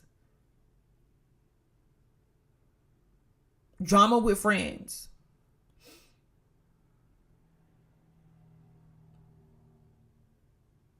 Hidden causes and interferences that you just don't see or you didn't see, and you're going to be made known to it.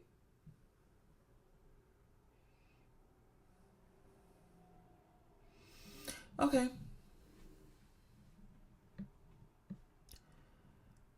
And like I said, the most interesting part of this is I see a lot of people, as dramaful as some of these transits can be right now, I see a lot of people that won't engage them. They won't engage it, you know? And you could just see, like, okay, well, this is the place I want to be, and I don't want to be according to what I'm experiencing and being involved.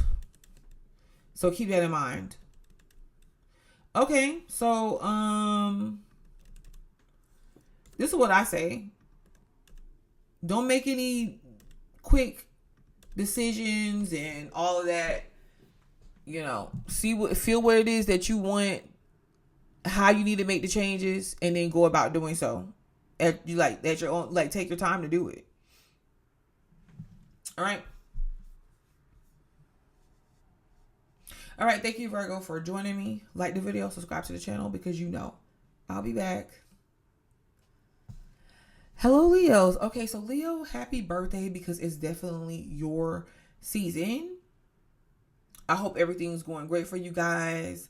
And you're feeling the heat. You're feeling motivated. You're feeling energized. You know? Okay, well, this is the thing, though. Now, see, out on the surface, that could be exactly what you're doing. But behind closed doors, behind the scenes, something that you may or you may not be sharing, you could feel exhausted. This Venus transiting Cancer is happening in your 12th house. You got Jupiter there. And it's an emotional process that a lot of you guys are going through. An emotional process. Emotional. You losing money, losing finances, whether it be because you gambled it, whether it be because of bad investments, whether it be because there's other things that's taking up your time, that's distracting you from what it is that you really want to, you know, put your time into, put your energy towards. You're trying to build that up, trying to get that time, trying to establish that. It is a process. It has been a process. And really, you're spent. You're emotionally spent. There's things that you don't see, you don't know about, some of you guys, you probably ain't seen your mother in a while, or your mother has some sort of illness that you don't know about, or if that's not you, because it could be someone that you're dealing with. It could be like a partner or a spouse, but it could be you as well. But the good thing about this is like getting checked out, you know. And some of you guys, if you're fine health-wise, you could be, this could be depression or something as well, but, or anxiety. And, you know, to really just like lay things out, you know, the good thing about this is whatever comes to light, whatever is triggered in your 12th house and is causing you some sort of emotional response and making you feel this way, what you can do is use it to let it come out and show you, reveal to you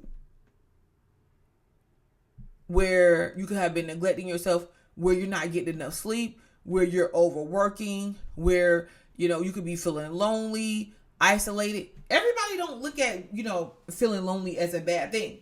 You could literally be in a relationship with somebody, you guys know this, and feel lonely. You could be in a relationship with somebody and still be lonely. And that could be for some of you guys. I kind of feel like, and if you want me to keep it real with you, Leo, I could keep it real with you, but then come back and deliver, you know, in the way that needs to be, how things needs to be delivered.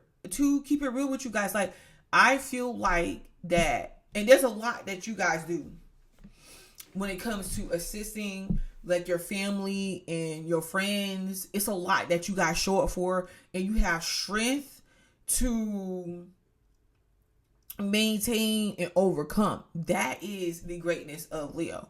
And let me tell you this too. Side note, listen, Leo season, August, is tiring for everybody. This is like the dog days of summer. If our bodies naturally like attuned to what our natural environment tells us to do, in our body's natural way that it tells us to do in the summer. And I know it depends on what side of the equator you're on, but this is the thing. The people on the other side of the equator, they could still be feeling the same thing. Regardless, and it being because it's being Leo season, there's something else about the energy surrounding where they're at that makes them feel this way, period, whether it's summer or not. But I'm just saying, if you look at it in the side of things of like what Leo is representing right before Virgo season. Let's look at it that way. Before you go and you get back into work, you get back into the harvest, you get back into the nitty gritty of things. You know, Leo, the lion, you find them lounging around in the grass and on a safari, being lazy because it's like, okay, well, we need to take this break from work. We need to take this break. Like, I'm tired. Life needs to have some type of pause. And I'm going to be the person that comes and say, okay, now it's time to pause. Being the leader and doing so and doing so myself as a Leo, you know, or not me, but I'm saying Leo, leading the way in that. So it's a natural thing for y'all to feel this way around about this time. It could be time for you guys to take a little bit of a rest or a break and really tend to your emotional well-being. Your emotional well-being, you know, taking time alone. Some of you guys might find money too in a place that you didn't know. Like, you might go look somewhere and you might find money. Or I could say being with your family as well. Like, even some of you guys might even need to take that alone time from your family or like making sure you might have to be around them, but making sure you're getting that time, you know. But my thing is too, it could be just being with just someone significant or someone special or people that you feel like are significant or meaningful or special in your lives, and kind of like, you know, letting the rest of it go for right about now.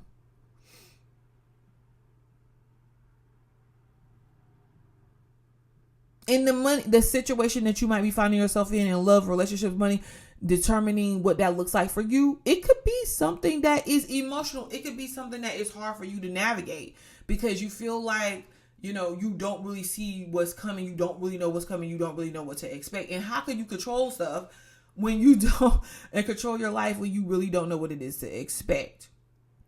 Your friend circles, your associations, business. It could be business online. Could be fluctuating here and there. You know, feeling like you're not really reaching the goals that you want. But I'm not saying that you're not coming back out with anything. I feel like you are, but you're trying to take things to on a grander scale. Yeah. Some of you guys, you need further training. Because some of you guys might need to go back to school. Some of you guys might need to move and to have different experiences. Some of you guys might have to re-motivate yourself because Aries is sitting in your 9th house. Yep. Sitting in your 9th house.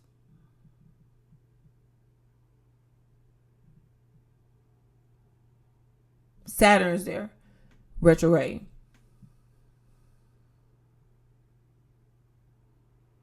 Neptune's there, retrograde. So you're pretty much just left with the reality of the situation that you're in. And that's not a bad thing. Because if you really want to get to the next place, you really got to do that hard thing. That thing that you don't want to do or you don't know how to do or you can't find a way to do, you got to do it.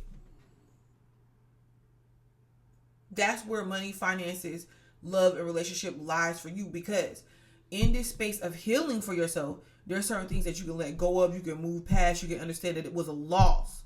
Maybe you can come back from it. Maybe you go on another venture.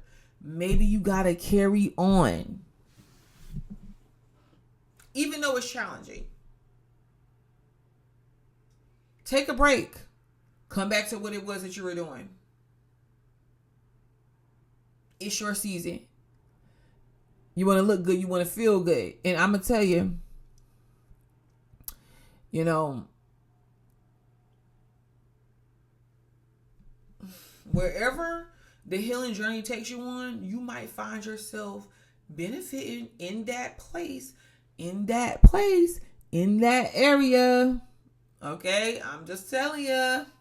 All right, Leo. So thank you so much for joining me. Happy birthday once again. Please like the video, subscribe to the channel, because you know I'll be back. Hello, Cancer. Hoping that your birthday season has really helped you, you know, have a little bit of fun, get a little bit of rest, and just do your thing a little bit just to come back around and jump back in the horse race with the rest of the signs to pass on the torch to Leo. Okay, so before I start the video, could you go ahead and like the video? And what should I say, before I start your session, could you go ahead and like the video and subscribe to the channel? And let's get right into it. So, Venus and Jupiter is transiting your sign. This is a great thing. This is awesome. Because this is where you get back to you. You get back to doing the things that makes you great. That makes you feel great. This is how you make money. So there could be, you know, the Cancer is ones of you guys that's doing jobs or work, or even you could be influencers. It doesn't matter. You could be in a certain field or area or career. It doesn't matter. You might be showing up new and improved, making necessary changes, up in your game, up in your money, up in your opportunities right about now. And you're being seen as a significant and much needed player in aspect to wherever you go. Just understand that. Wherever you go, you're being seen as a significant aspect to that place. But this is the thing, and you're ready to move forward. You got things started. You're ready to move forward. But this is the thing. There could be, because where you're at a standstill at, or where it's, it could be rather emotional for you, and a source of tension, the way you could be feeling insecure, could be because maybe you could be doing something that is new to you or different to you, that you're doing differently, or you have not tried before, you have not done before. And, you know, it could be taking you a bit out your comfort zone.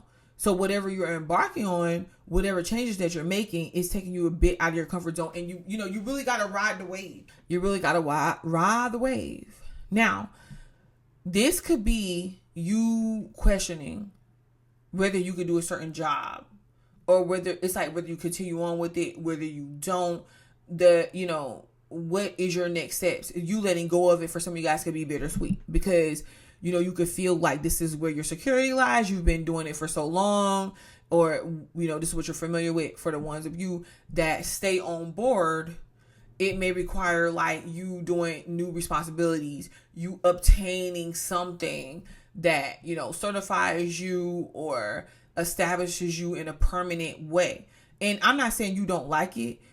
I kind of feel like a lot of you guys just don't know, like, if there's a place, if this is where you really want to be or not, if it's really what you want to be doing or not. It's a lot of hard work.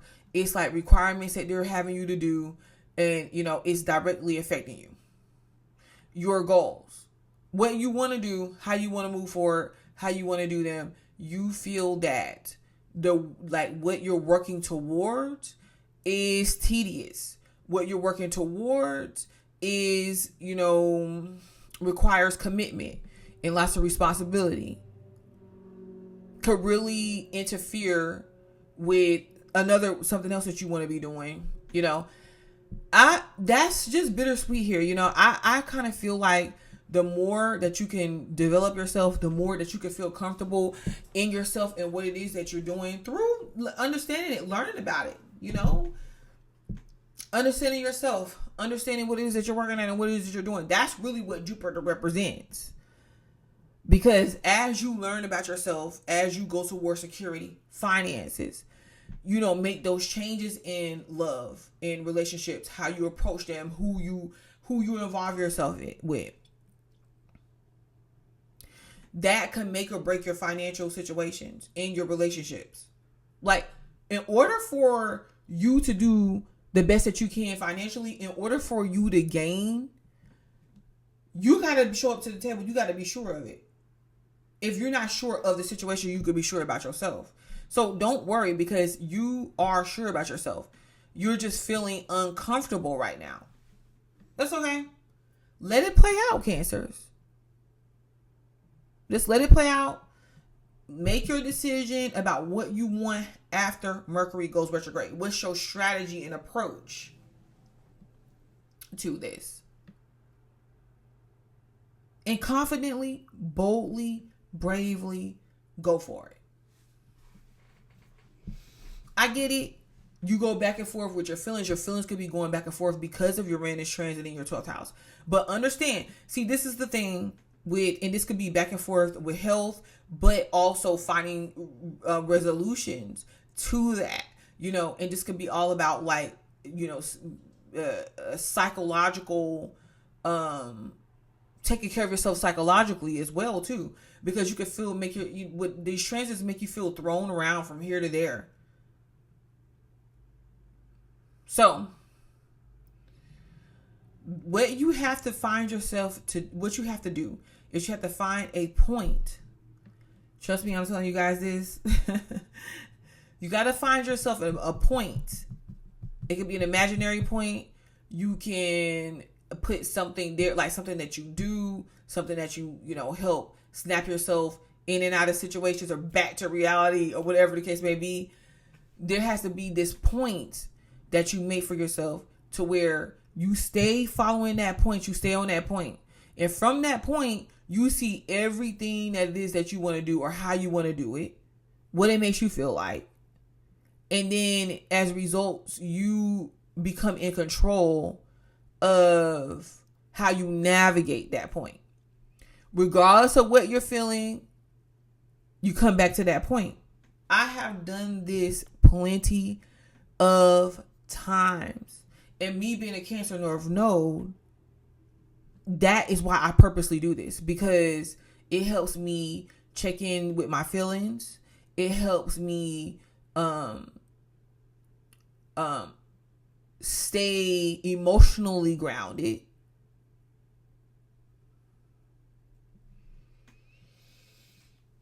It's new territory. You're feeling uncomfortable, but let me tell you,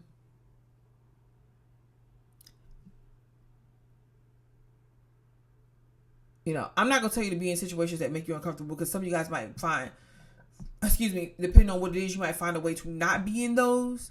But what I am telling you is that sometimes being uncomfortable is okay, because it tells us that we're making the changes that we need to make, that we want to make, requires us to come out of our comfort zone. And I really feel like this is what is meant for you. That's how you're going to be able to really go for it is that you want, really assess your value and leverage it to get what you want and need as well. This is like I just really feel like you confidently going after what it is that you want. And where you taking up space, and you need to. Cancers, you need to, you have to, you must. Wow. Congratulations. All right. Thank you, Cancer, for joining me. Please like the video, subscribe to the channel, because I'll be back.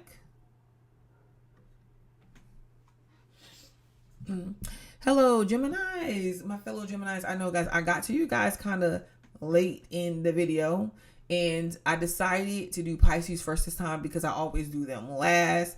And I feel like as I go from the beginning of the signs, the ones that really make up my chart and that I am familiar with the most, I put a lot of energy into. I do good, I do great. And then as I get to the end of the signs, it's like things, and like I'm talking for a long time, so it's like things kind of like drop off a little bit.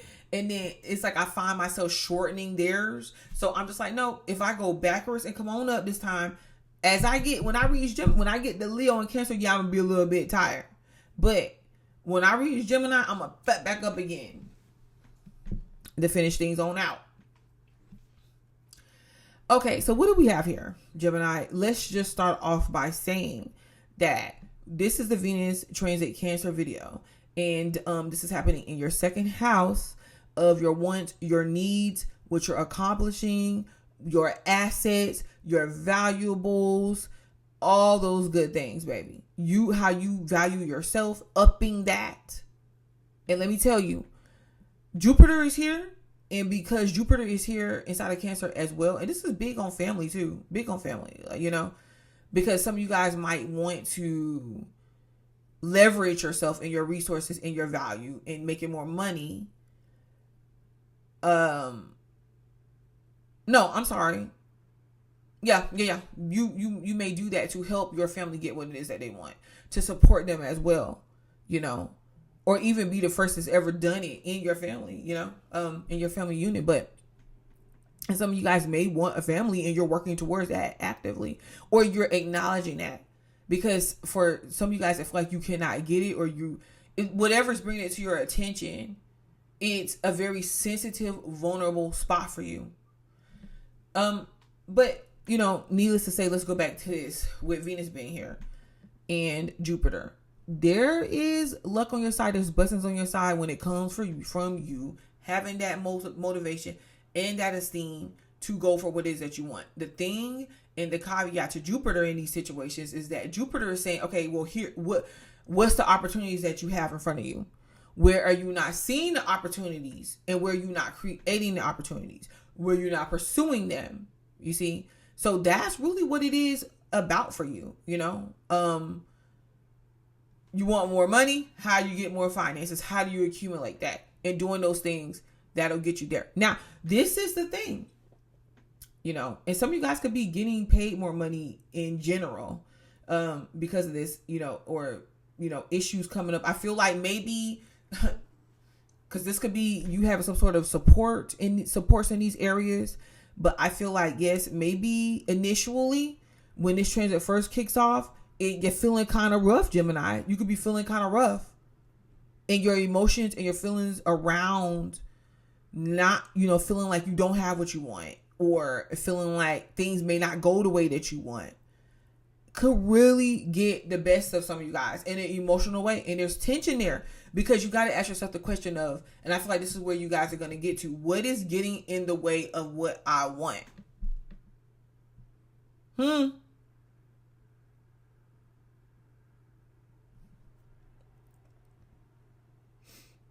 Now, for some of you guys, this your affiliations. Is who you're associating yourself with.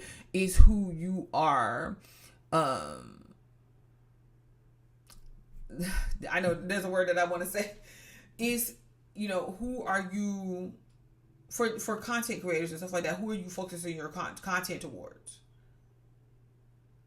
And also, furthermore, this is you feeling tension and limitations when it comes to you being able to live the life that you want to have, be free in doing so. Because Saturn is in your 11th house and Neptune is there, and they're both retrograde, just standing still. And 11th house is the ultimate wish. For people that's doing stuff online, yeah, you could possibly feel limitations there, in that area, limitations, cutbacks in that area. But this is the thing. Saturn doesn't necessarily tell you that you cannot have something. Saturn is like, okay, so what is it that you want to have and how you got to work at it? And not to mention this, Saturn being transiting its own, the 11th house of Aquarius, it feels comfortable. It feels good in Aquarius, because in Aquarius, Saturn is able to manifest things in a physical nature, in a physical structured, which it loves, nature, scientific nature. It's kind of like, any of you guys that know about like research-based education and curriculum and stuff like that? Some of you guys could be working with that as well. But if you know about that, you know that, you can't implement certain strategies and so on without it being research based and scientifically proven. Something that you've done, you have some sort of strategy or formula to. This is what you need to be really trying to focus on, right? And Saturn, that's why Saturn loves the 11th house, because Saturn is able to say, okay, Aquarius, you want to be out there, you want to be free. There's a method to your madness. Y'all ever notice that about Aquarius? Like, they the most freest people aside from Sagittarius, and you're just never really knowing what the heck they're doing, but some kind of way they make it work. Even the homeless Aquariuses, and that is like there's a method to the madness. You know what I mean? There's a strategy to it. Now, even setting that aside, what Aquariuses can do and what they do have on their side is Saturn. Because they can present the information, they can present the strategy, the approach, they can implement it, and then they can solidify it, consistently do it, and bring in what they want, solve their problems, manifest the situation. I'm not saying it comes without it. Yeah, a lot of times it doesn't come without your struggles or whatever, but it's still necessary. It still happens. So you're strong here with Saturn here. You're strong, but Saturn tells you, okay, you got to do the work. How do you go back to the drawing board? It may be a long journey. It doesn't look good. It doesn't always feel comfortable. It's like, okay, so, but you got to do the work. You need to do the work. The issue with you guys is you're seeing all the work that has to be done. It's more than just saying, okay, this is what I want to do. This is what I want to have happen with Saturn here transiting your 11th house. This is what, it's more than saying, this is what I want to do. This is what I want to have happen. This is the way it's going to go. Like Geminis typically do. And it happens. It's more along the lines like, okay, this is what I want to happen. Oh, why is it not happening that way? Ooh, this is what I want to do. Oh my gosh. Why am I not doing it that way? Why is it just not happening? And you're finding yourself having your worth challenged. Okay. The people you're trying to have it with, it's best to really just detach yourself from these people in these situations. I'm telling you. I'm not saying you can't interact with them. I'm not saying you can't entertain them. I'm not saying any of that, or be friends or be friendly. I witness, sometimes it's okay to end things and then pick it back up later if it's supposed to be in your life. But I'm saying detachment. Handle these situations with detachment. Because if not, it will control you and you will obsess over these people, over these situations, why they do what they do, what happened, when, like that could definitely be something that is prevalent for you. Your worth in a situation, your value, feeling defeated in that area. But if you can just allow yourself to take these feelings that is coming up in your sensitive areas when it comes to Venus and your money and your finances, what you're able to obtain, because you want it to be valuable and you want it to be worth something and you want it to be meaningful. Your life, your work that you do, meaningful. Okay. But the question that challenges this from happening, even in your relationships, you want somebody of quality, baby. You want somebody of quality, period. And I ain't trying to down the people that you dealt with, but you can be seeing that they're not of quality. They might be of quality in their life and wellness, but for you, they don't represent quality for you. But your approach has to be quality. Like when you study, you have to study with this intent, focus. Hey,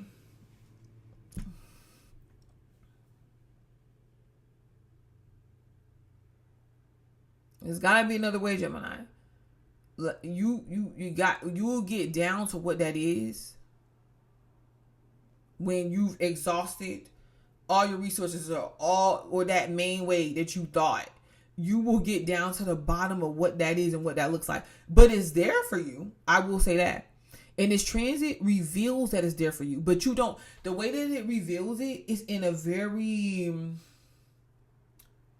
quiet, unforceful way. Like, this is Cancer energy. And there's tension there.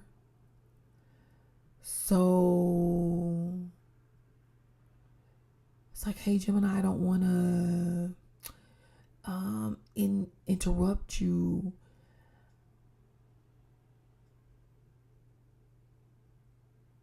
But I found some money over here. Someone loves you. Someone finds you valuable. They find the work that you do valuable. Oh, no, you find what you do valuable. You find a way to make it valuable. Oh. And Jupiter is like, oh, okay, well, what did you learn? Like, what did you learn? How did you learn? What did you learn to get there? How did you get to that point that you are? And definitely experiences for you are to be had. But you really, what you have to focus on is the experience, not the end result. The quality, the growth, everything comes through experience. So you're just being asked to show up and do what you do, Gemini. Do what you do. Yeah, make changes as necessary, but just do what you do in life. You don't have all the answers. And the universe doesn't want you to have them right now. And it's too much for you because Geminis want to know what is happening. You just like, I don't want to just be gathering information. Yeah, you gather information, but people don't know that Geminis attempt to use the information that they gather. People don't know that. They think Gemini is just gathering information just to gather information. And sometimes, yes, that does happen, but no. And it comes off like that. When you speak to people and it's like, okay, yeah, you can speak on everything that I know or I bring up. And you're like, I really can. This is not fake. This is for real, for real. Yes, I can. But it's because you require so much knowledge through experiences, through learning. It's like, and you feel like knowledge is power, for God's sake, you know? So it's not for nothing. Like, people don't believe it's real. It's real. You know, they be thinking like Geminis are just so disconnected, like in a way to where it's just, you know, Geminis are stupid or lack intelligence or don't know anything that's going on. When Geminis be knowing everything. If they don't, then they don't. They're not paying attention to you. Like, they're not paying attention. They're not. It's other stuff that's going on distracting them that they're not even focused on you. But if you get them focused on you, or if you want them to come and show up and prove, that's what they're going to do. Okay. Now, this is the thing. Why you're feeling the way that you're feeling about what you're doing, what you're obtaining, why people don't value you. There's a possibility, you know, whether they do or whether they don't. There's always going to be those people that do, and there's always going to be those people that don't. You got to focus on those people that do, and you focus on it in a sense to where you're connecting, you're making these connections. That's exactly what you're doing with Venus and Cancer. You're making these connections because you're finding what is valuable, that what makes you feel valuable from the inside, and what that feels like if you're receiving it, and you're able to provide it, baby. You're able to provide it in your relationships where people thought that you couldn't. You're able to provide it in the work that you do where people thought that you was just coming and you was just slanging information. It's very show up in like steady, like I ain't going nowhere. Hey, I love it. I'll make changes if I need to. But I'm not going anywhere. That is when you understand, because see, you're trying to figure out what this is. Like, a lot of thought processes, your feelings is causing you to be kind of like double-minded. Okay, so what should I do? Which one should I do? What should I do? Stay focused. I'm not saying you can't stop one thing to do another. Don't make any drastic decisions about what that necessarily looks like, because you're going to only confuse yourself. Mercury is retrograde. it goes direct mid to late August. You're going to find out the information that you need to find out through communications. And for some of you guys, it could be easy. So for some of you guys, it can be hard. Like, you already had a new moon happen on July the 22nd. The sun is already here in your third house. Your mind is active. It's very strong. You got to trust it. You see, you got to trust it. You got to be bold, think creative, think confident, speak. I'm going to tell you, and I'm giving y'all the tea. That's why y'all got to like the video. I'm giving y'all the tea. Let me tell you one of Gemini's the thing that could impact a Gemini's ability to succeed or trust themselves. Because when Geminis talk to people, a lot of times, it seems wavy. Like, people don't really know who you are or what you represent. For Geminis, it's a valuable trait to have. A lot of people should have this trait, but they don't understand it. A lot of times they don't understand it. They can't comprehend it. Gemini's doing it because Geminis can see different perspectives of things from different layers, tiers, realms, however you want to put it. Thought processes, the mind, it all is the same thing. We access these different levels and these different ideas and these different aspects through the mind. But the problem is this. Because Gemini has the capability to do this, what ends up happening is Gemini tends to show up and talk to people in it could be this. I'm not going to tell you that you got to do that. I'm not going to make it definite, because we don't like for people to tell us, you got to do this. We're going to make this definite. You ain't no change. There ain't no take backs. We don't like feeling that way, or people telling us that way, or treating us that way. We don't like it. And because we don't like it, what tends to happen is we tend to address or assert ourselves in that manner, in which you're just like, oh yeah, oh yeah, of course, I can see why such and such did this, and I can see why such and such do that. You can do that. That's a very strong approach to have. But the issue is, we tend to show up that way. And what happens? Because you can see other people's perspectives, you give them the benefit of the doubt where they should not have been no benefit or no doubt.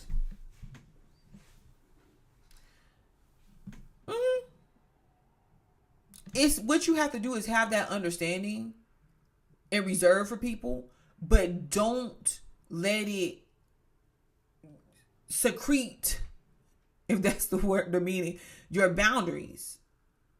Don't necessarily tell them that. So your approach with Leo lit up in your third house is matter of fact. I don't like this because it causes that. Period.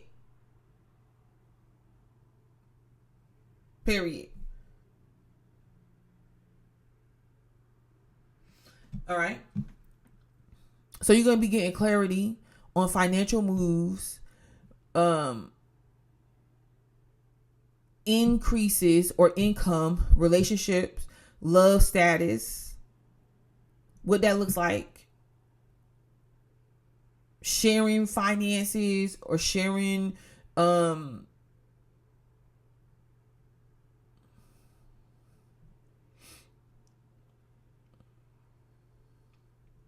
or being connected, and could be even sharing resources. Yeah, that's definitely coming up with Venus transit Cancer, and it's really what's going to get you through this Venus in Cancer transit, being sensitive towards yourself, being sensitive towards others, having your boundaries, but just, you attract more bees with honey. That was been my message for all the signs like Aquarius and Sagittarius and Gemini.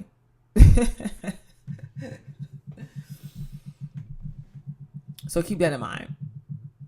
Okay, Gemini, so like the video, subscribe to the channel, because I'll be back, babes. Well, hello, Taurus. So thank you for joining me back for this Venus transit Cancer situation that's going on here. And I just want to start by saying that go ahead and like the video, subscribe to the channel, because I will be back to keep you updated on all the latest transits, so you won't have to worry about it.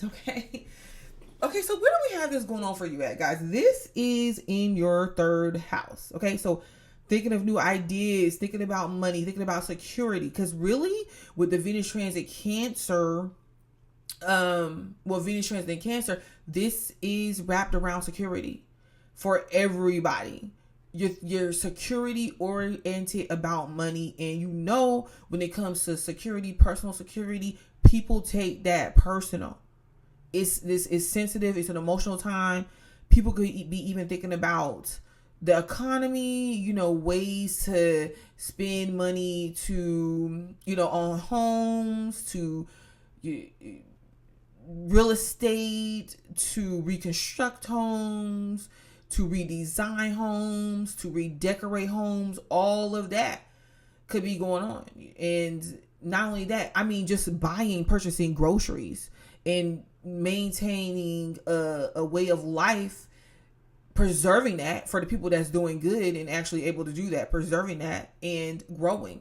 This is the biggest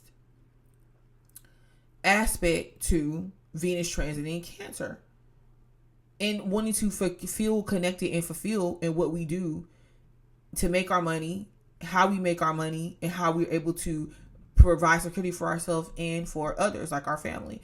Biggest thing, and this is the thing,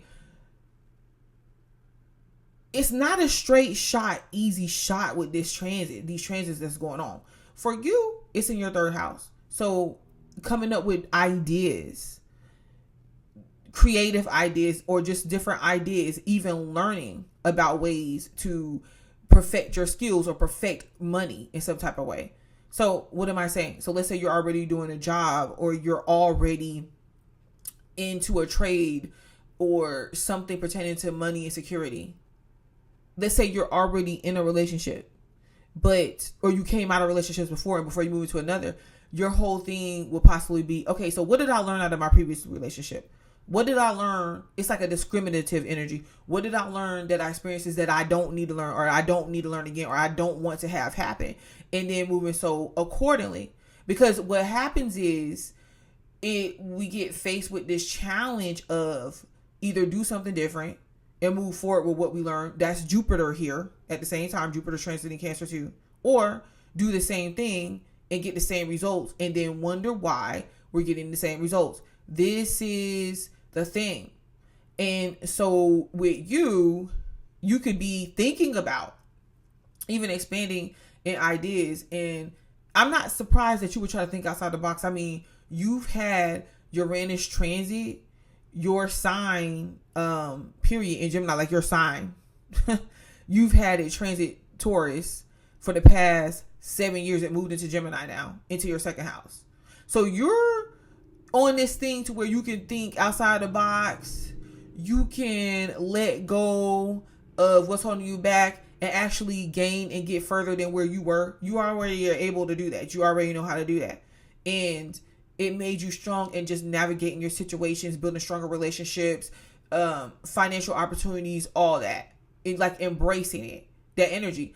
So this is the thing. So when it comes to your third house and Venus being here, you're possibly thinking of ways like what you did before to get to where you are, but you're trying to take it to the next level some type of way by thinking creative, by learning about what it is that you're doing, by actually learning. Let's say you're some sort of content creator or something, and you're just like, okay, well, I'm learning and looking into how to increase my views. So you're learning off of other people. Let's say you're somebody that's doing day trading or something, or you want to get into that, or you want to know the best ways to trade.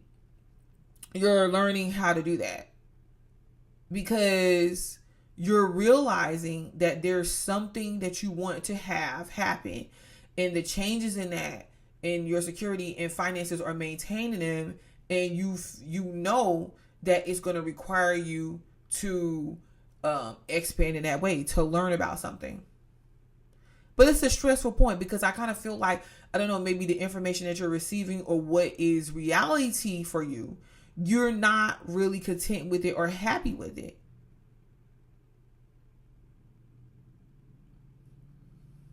That could be coming up.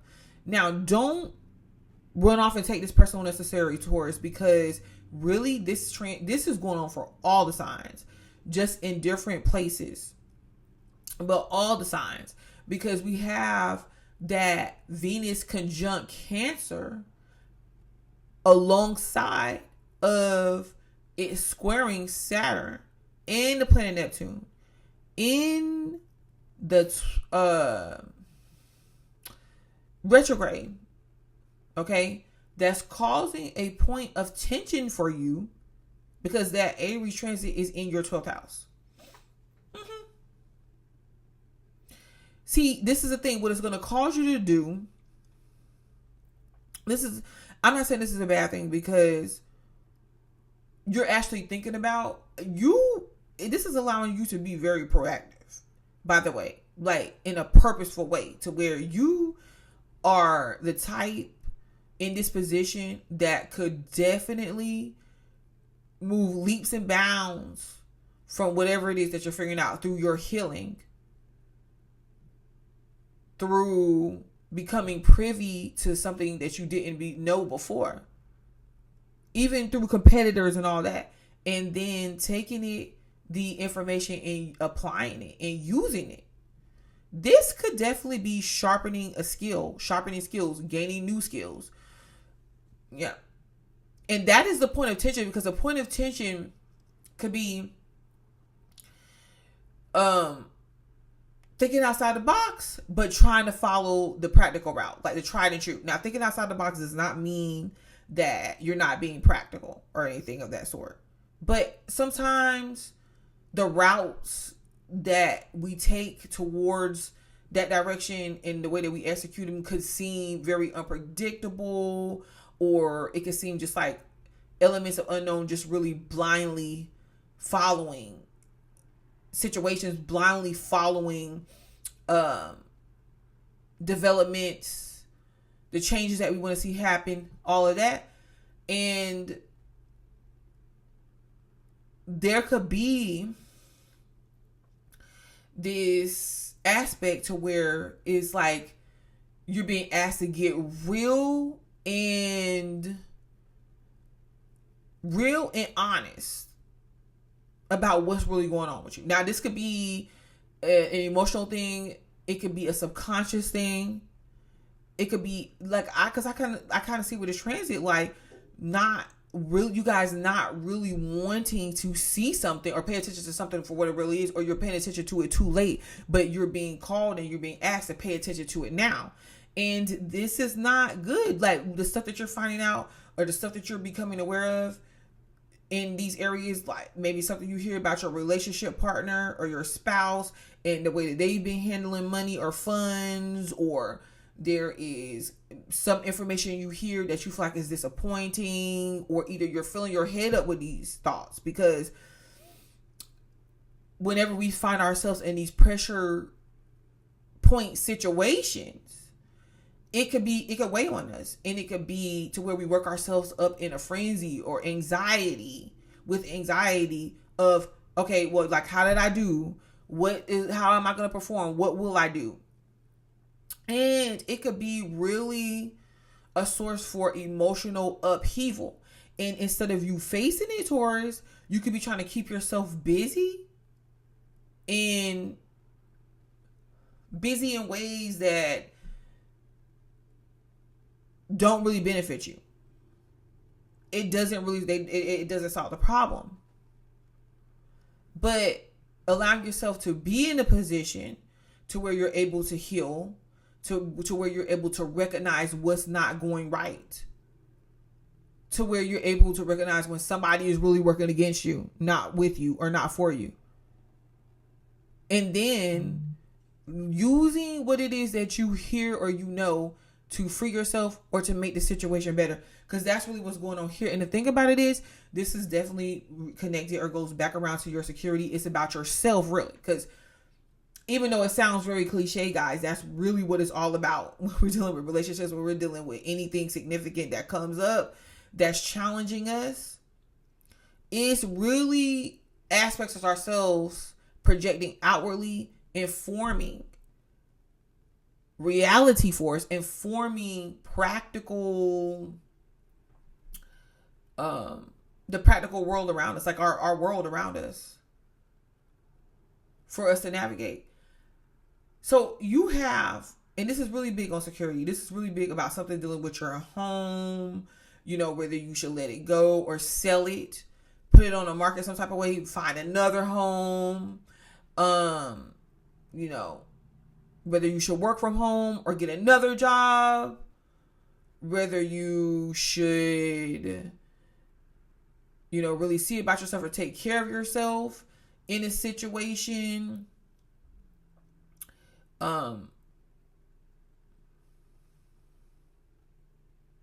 Versus the way that it looks, versus the way the situation looks.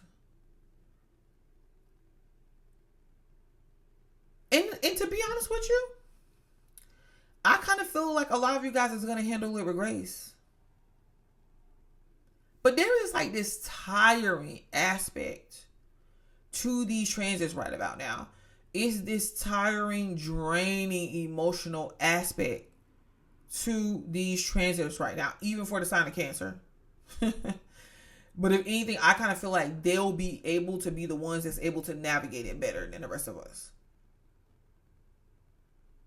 So you got to keep your mind. It's you not just keep your mind busy with nothing, but you got to keep open and alert in your mind on what is coming up for you and see it for what it really is.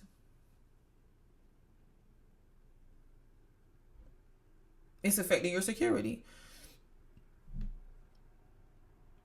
And some of you guys got to realize that you got to stand up. You have to, take care of yourself. You have to be eating right now because you need your strength.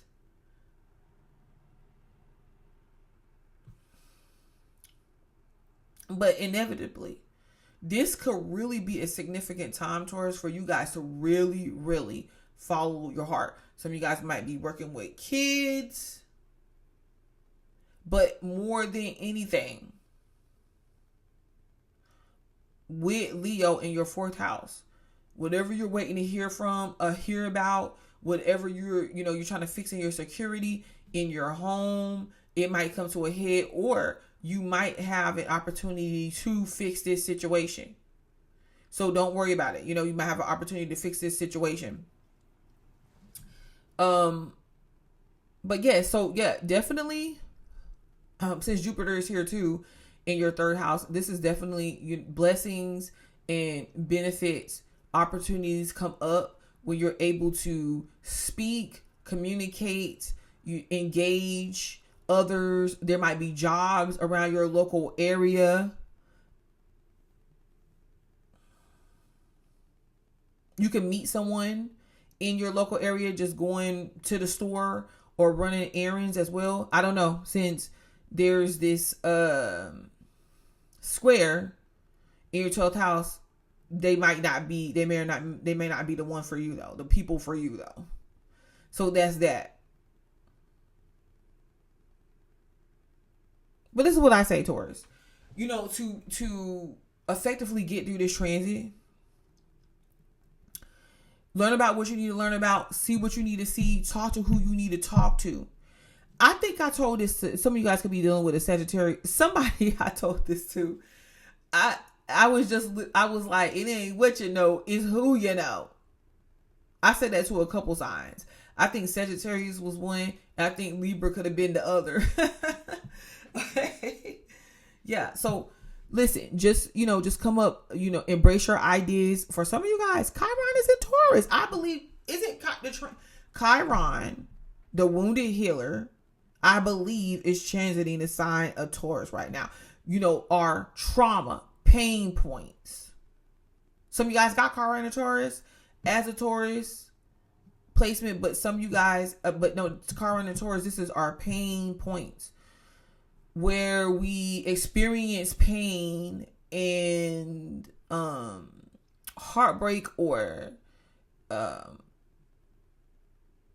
significant experiences that impact or impair who we are, that changes us due to those experiences, that interferes with our confidence, how we value ourselves, what we go after, that's directly tied in, especially with Taurus, to finances, value, security. It's not just security within itself. I know that's more the fourth house, but it is security. It's, what we're able to obtain, what we feel like we're worthy of. That's all there.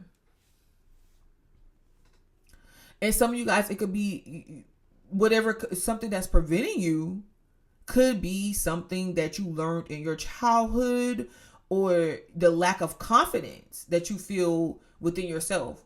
Not in what I say, the lack of confidence in terms of maybe your ability to get back out and do something or try something.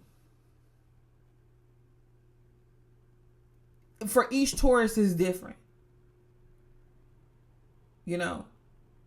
For some Tauruses, it could simply be your family or how you were raised. They were used to a certain pay scale, but you want to go beyond that.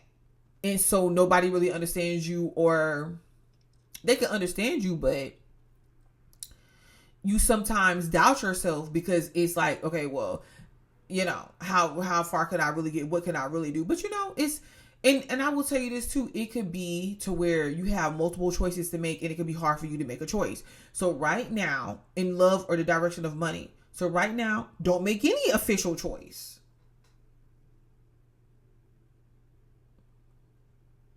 Just be confident and secure within yourself, and the fact that you know that you're going to be led by God, the universe, and taken care of, but you're still actively doing stuff. Faith without works is dead, But yeah, you might utilize those choices is what I'm saying. Take advantage of those choices if you need to. Okay, so Taurus. Thank you for joining me. Thank you for watching the video. Please like the video and subscribe to the channel, because I will be back. Okay, so finally, Aries, but let me tell you something. Last but not least, every now and then I try to flip it around and do Pisces first and Aries last, because I tell you, the last signs like Aries, Taurus, Gemini, Cancer makes up my chart. Throw a little bit of Libra in there, but it makes up my chart. My chart has so many different placements. I don't even think I have repeated placements. And if I do, it's with the outer planets, maybe with outer planets, because it takes them longer to transit the sign. But I do. I think 1 or 2 places. But my point that I'm trying to make is this: I feel like, and besides, since Aries is the beginning, I feel so energetic and so thorough when I start with Aries. But as I move past, when I start to get to Leo, Virgo, Libra, it's like I start to really feel it, because it takes a lot of time and energy to put into making these videos and stuff like that. So I figure that if I start with Pisces, I can really get in what they need. I can really put time into theirs, because when I be getting to theirs, when I be doing theirs last, I don't give enough time to Aquarius, Sagittarius I will, but Aquarius, Capricorn, Pisces, I don't know. I don't know what happens there. So starting with them, it gives me momentum. But anyways, I'm saying that to say this. Let's check out what's happening to you. Now, a caveat. I have a caveat before I start, that this is what I want to say and let it be known. Please don't take this transit read any type of way personal. I get it. It's going to be taken extra personal for you because it's in your 4th house, and the fact that we have this Cancer energy. But let me tell you, every sign, baby, I don't care what sign you're not going unscathed with this transit. These transits is wild. And why I have a feeling it's going to be that way for a while. It's going to be that way for a while. The issue that a lot of people are taking is that this is taking an emotional swing with Venus and Jupiter being into the sign of Cancer. But every sign is feeling emotional tension, points of pressure, fatigue in some way, shape, or form. Certain other signs feels it more than others. Like Leo is definitely feeling it. The not just the tension, but the fatigue. I do believe that Taurus could be. Who else? You, for sure. Capricorn, possibly Scorpio. So,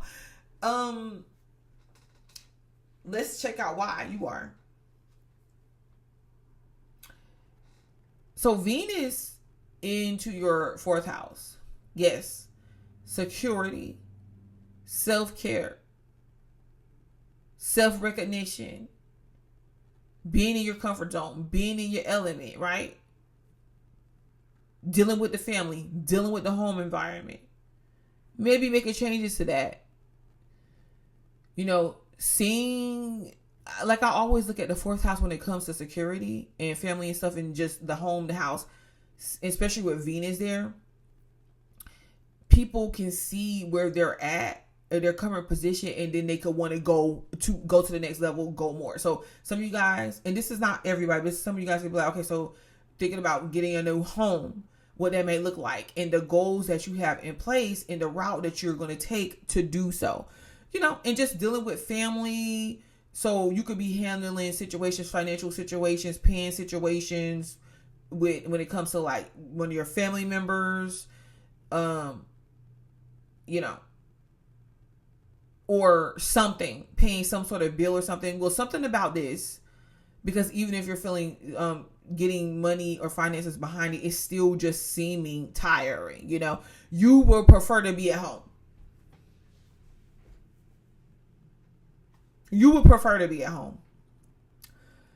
And I'm maybe like home working. Yes, some of you guys might can even benefit from remote working or remote learning, but like home working, yes, but no, just being at home, not doing a thing. That's where a lot of you guys would prefer to be. Get your rest in. In these transits in the summertime, it is important to get your rest in regardless of whatever is happening. Some of you guys could be feeling very emotional because you could feel like you were abandoned. But if you're not, and I'm going to tell you, I'm just going to go out here and say this, guys, this could be coming up too. Like in some of you guys' everyday adulthood life, that could have been an experience that happened, or that's happened with someone that you're associated with in love, or, you know, this could be even your financial situations, but a lot of this stuff is connected to our childhood, and like we know it. You know, like when insecurities comes up or triggers comes up surrounding our emotions. But this is the thing, for the past while months, Aries, you have been in this position to where you being very in tune with yourself, even sensitive, and you had to be, because without these sensitivities create boundaries for you and protect you, because Aries is the type of sign that will go full force and full throttle, ask no questions for the people that they care about, for a job, for a goal that they have to do.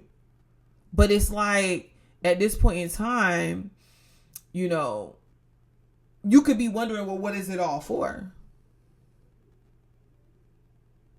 What is it all for? Now, granted, you know, you could definitely have changes and developments when it comes to your home life, your family, you know, money, finances. Because I feel like if we seek security, a lot of times it could be connected to finances, but it doesn't have to be. It doesn't have to be.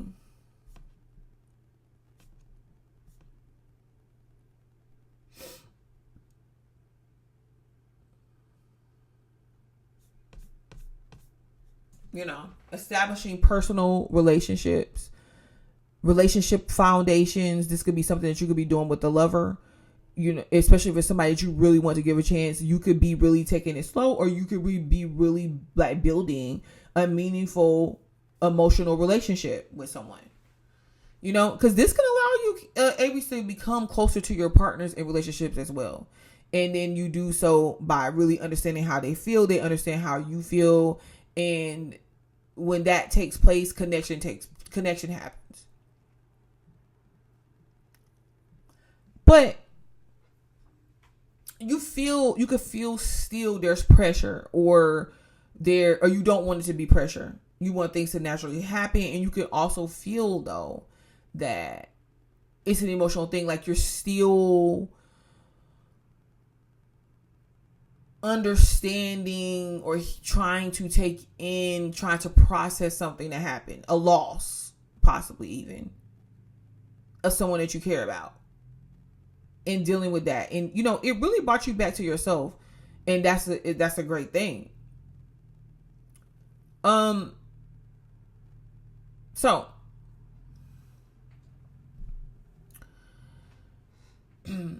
there could be a lot that's going on around you, with your thoughts back and forward, things, receiving information, having to learn information, gossip, being blamed for gossip, or just trying to stay. You're just looking at a lot of it, and you're thinking about it. The more you think about it, you could be really like, no, I want something more meaningful than this. I want something personal, not anything to where, the person's here one minute, gone the next. We don't even really know each other, And a lot could be going on around your thought process, having a lot on your mind. Some of this could be in a very creative aspect too, that you can use this energy to channel into something productive instead of just having you all over the place. Because Uranus and Gemini, and it's in your third house, could have you all over the place in your local environment, going here, going there, running errands, feeling confused. Because although Uranus and Gemini is a very powerful, it's good here. Uranus actually likes being in the sign of Gemini. And the fact that this is in your third house, there could be like people that you come affiliated with, or like you end up connecting with, that in unpredictable ways, or, having conversations with people, meeting them that you had no idea that you would. It could be something really good for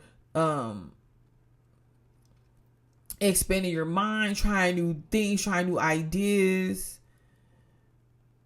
getting savvy with technologies and other communications devices, using that, teaching, learning information as well. But at the same time, in a higher ordered Aries, because each sign has its natural order when it's operating out of its natural self, or, lower self, natural self, advanced self. But the higher order of Aries, where Aries is coming in as an enlightened, mature, experienced being, they are ruled by Mercury. So information, talking, teaching, connecting with others, learning from others, all of that plays a part, But yeah, so this is the thing for you. I feel that you have some situations coming in that, yes, will sustain you. It can sustain you financially, but there's something about it that it's like a bittersweet aspect. There's something about it to where it's an emotional process for you, and you're taking it serious because it's representing, your security and finances. And I really do believe that a lot of it has to do with you and the life choices that you're making. And some of it you can feel like it's out of your control, Aries. I know. Saturn is transiting your sign. It keeps being like these distraction stuff getting in your way. I'm going to tell you, just to share this little bit of stuff, because you don't know who she is. But like my mother been an Aries. especially when Saturn started transiting her sign, and then Uranus hit Gemini too. But she be having like a lot of different stuff going on with her eyes and just like allergies. Like she's been to different doctors, the eye doctor, the the optometrist, the regular doctor, different specialists, all saying, oh, well, they tried that, they didn't try this, giving her different things to try, shots, all kind of stuff, saying it's going to clear up. And it doesn't really, it might clear up a little bit, but it doesn't really clear up. And she's like, well, they're going to, like, what's triggering it? I think she's going to get down to the bottom of triggering it and even clearing it up. But that type of, it's agitation. It's agitations that keep getting in your way to where you're just like, what the heck? And it's really, really challenging you, Aries. Like to do what? Slow down, possibly. To do what? Work on yourself. Have these clear boundaries. Take care of yourself. And that's the biggest thing with this Venus and Cancer transit with Jupiter. It's like Jupiter saying, well, what do you learn? What are you learning about this whole situation? Take care of yourself too. And I know people think Aries is so selfish to where they can't do that. I mean, that to where, no, they don't do that. Like they, or that it's a bad thing, or they do it all the time. I mean, no. And even though the motivations could be for whatever reason, but no, Aries take care of other people. And then you stop and you be like, well, who the hell is going to take care of me? And that's when you get bold. Because remember, in your 5th house, there's developments playing out because we're in Leo season. Mercury's in Leo and it's retrograde. And you're figuring all of this out. And certain things has weighed on your confidence. When you try to step up because you know the right thing to do, people are mad or upset. And like, okay, you're trying to lead this, you're trying to lead that.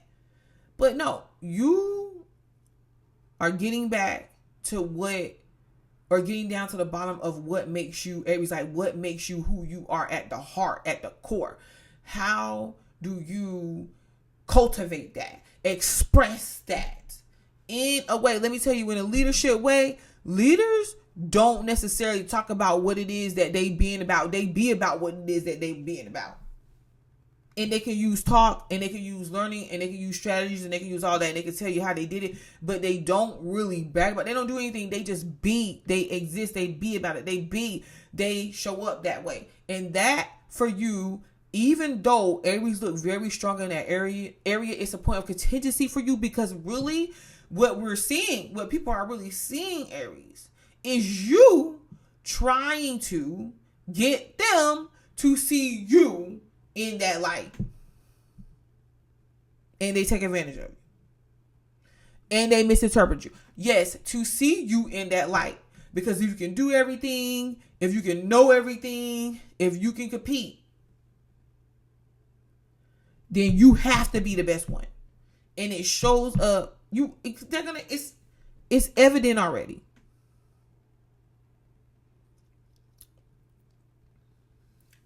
But what makes you uniquely you with Leo here? You're going to find these things out, and you're going to use this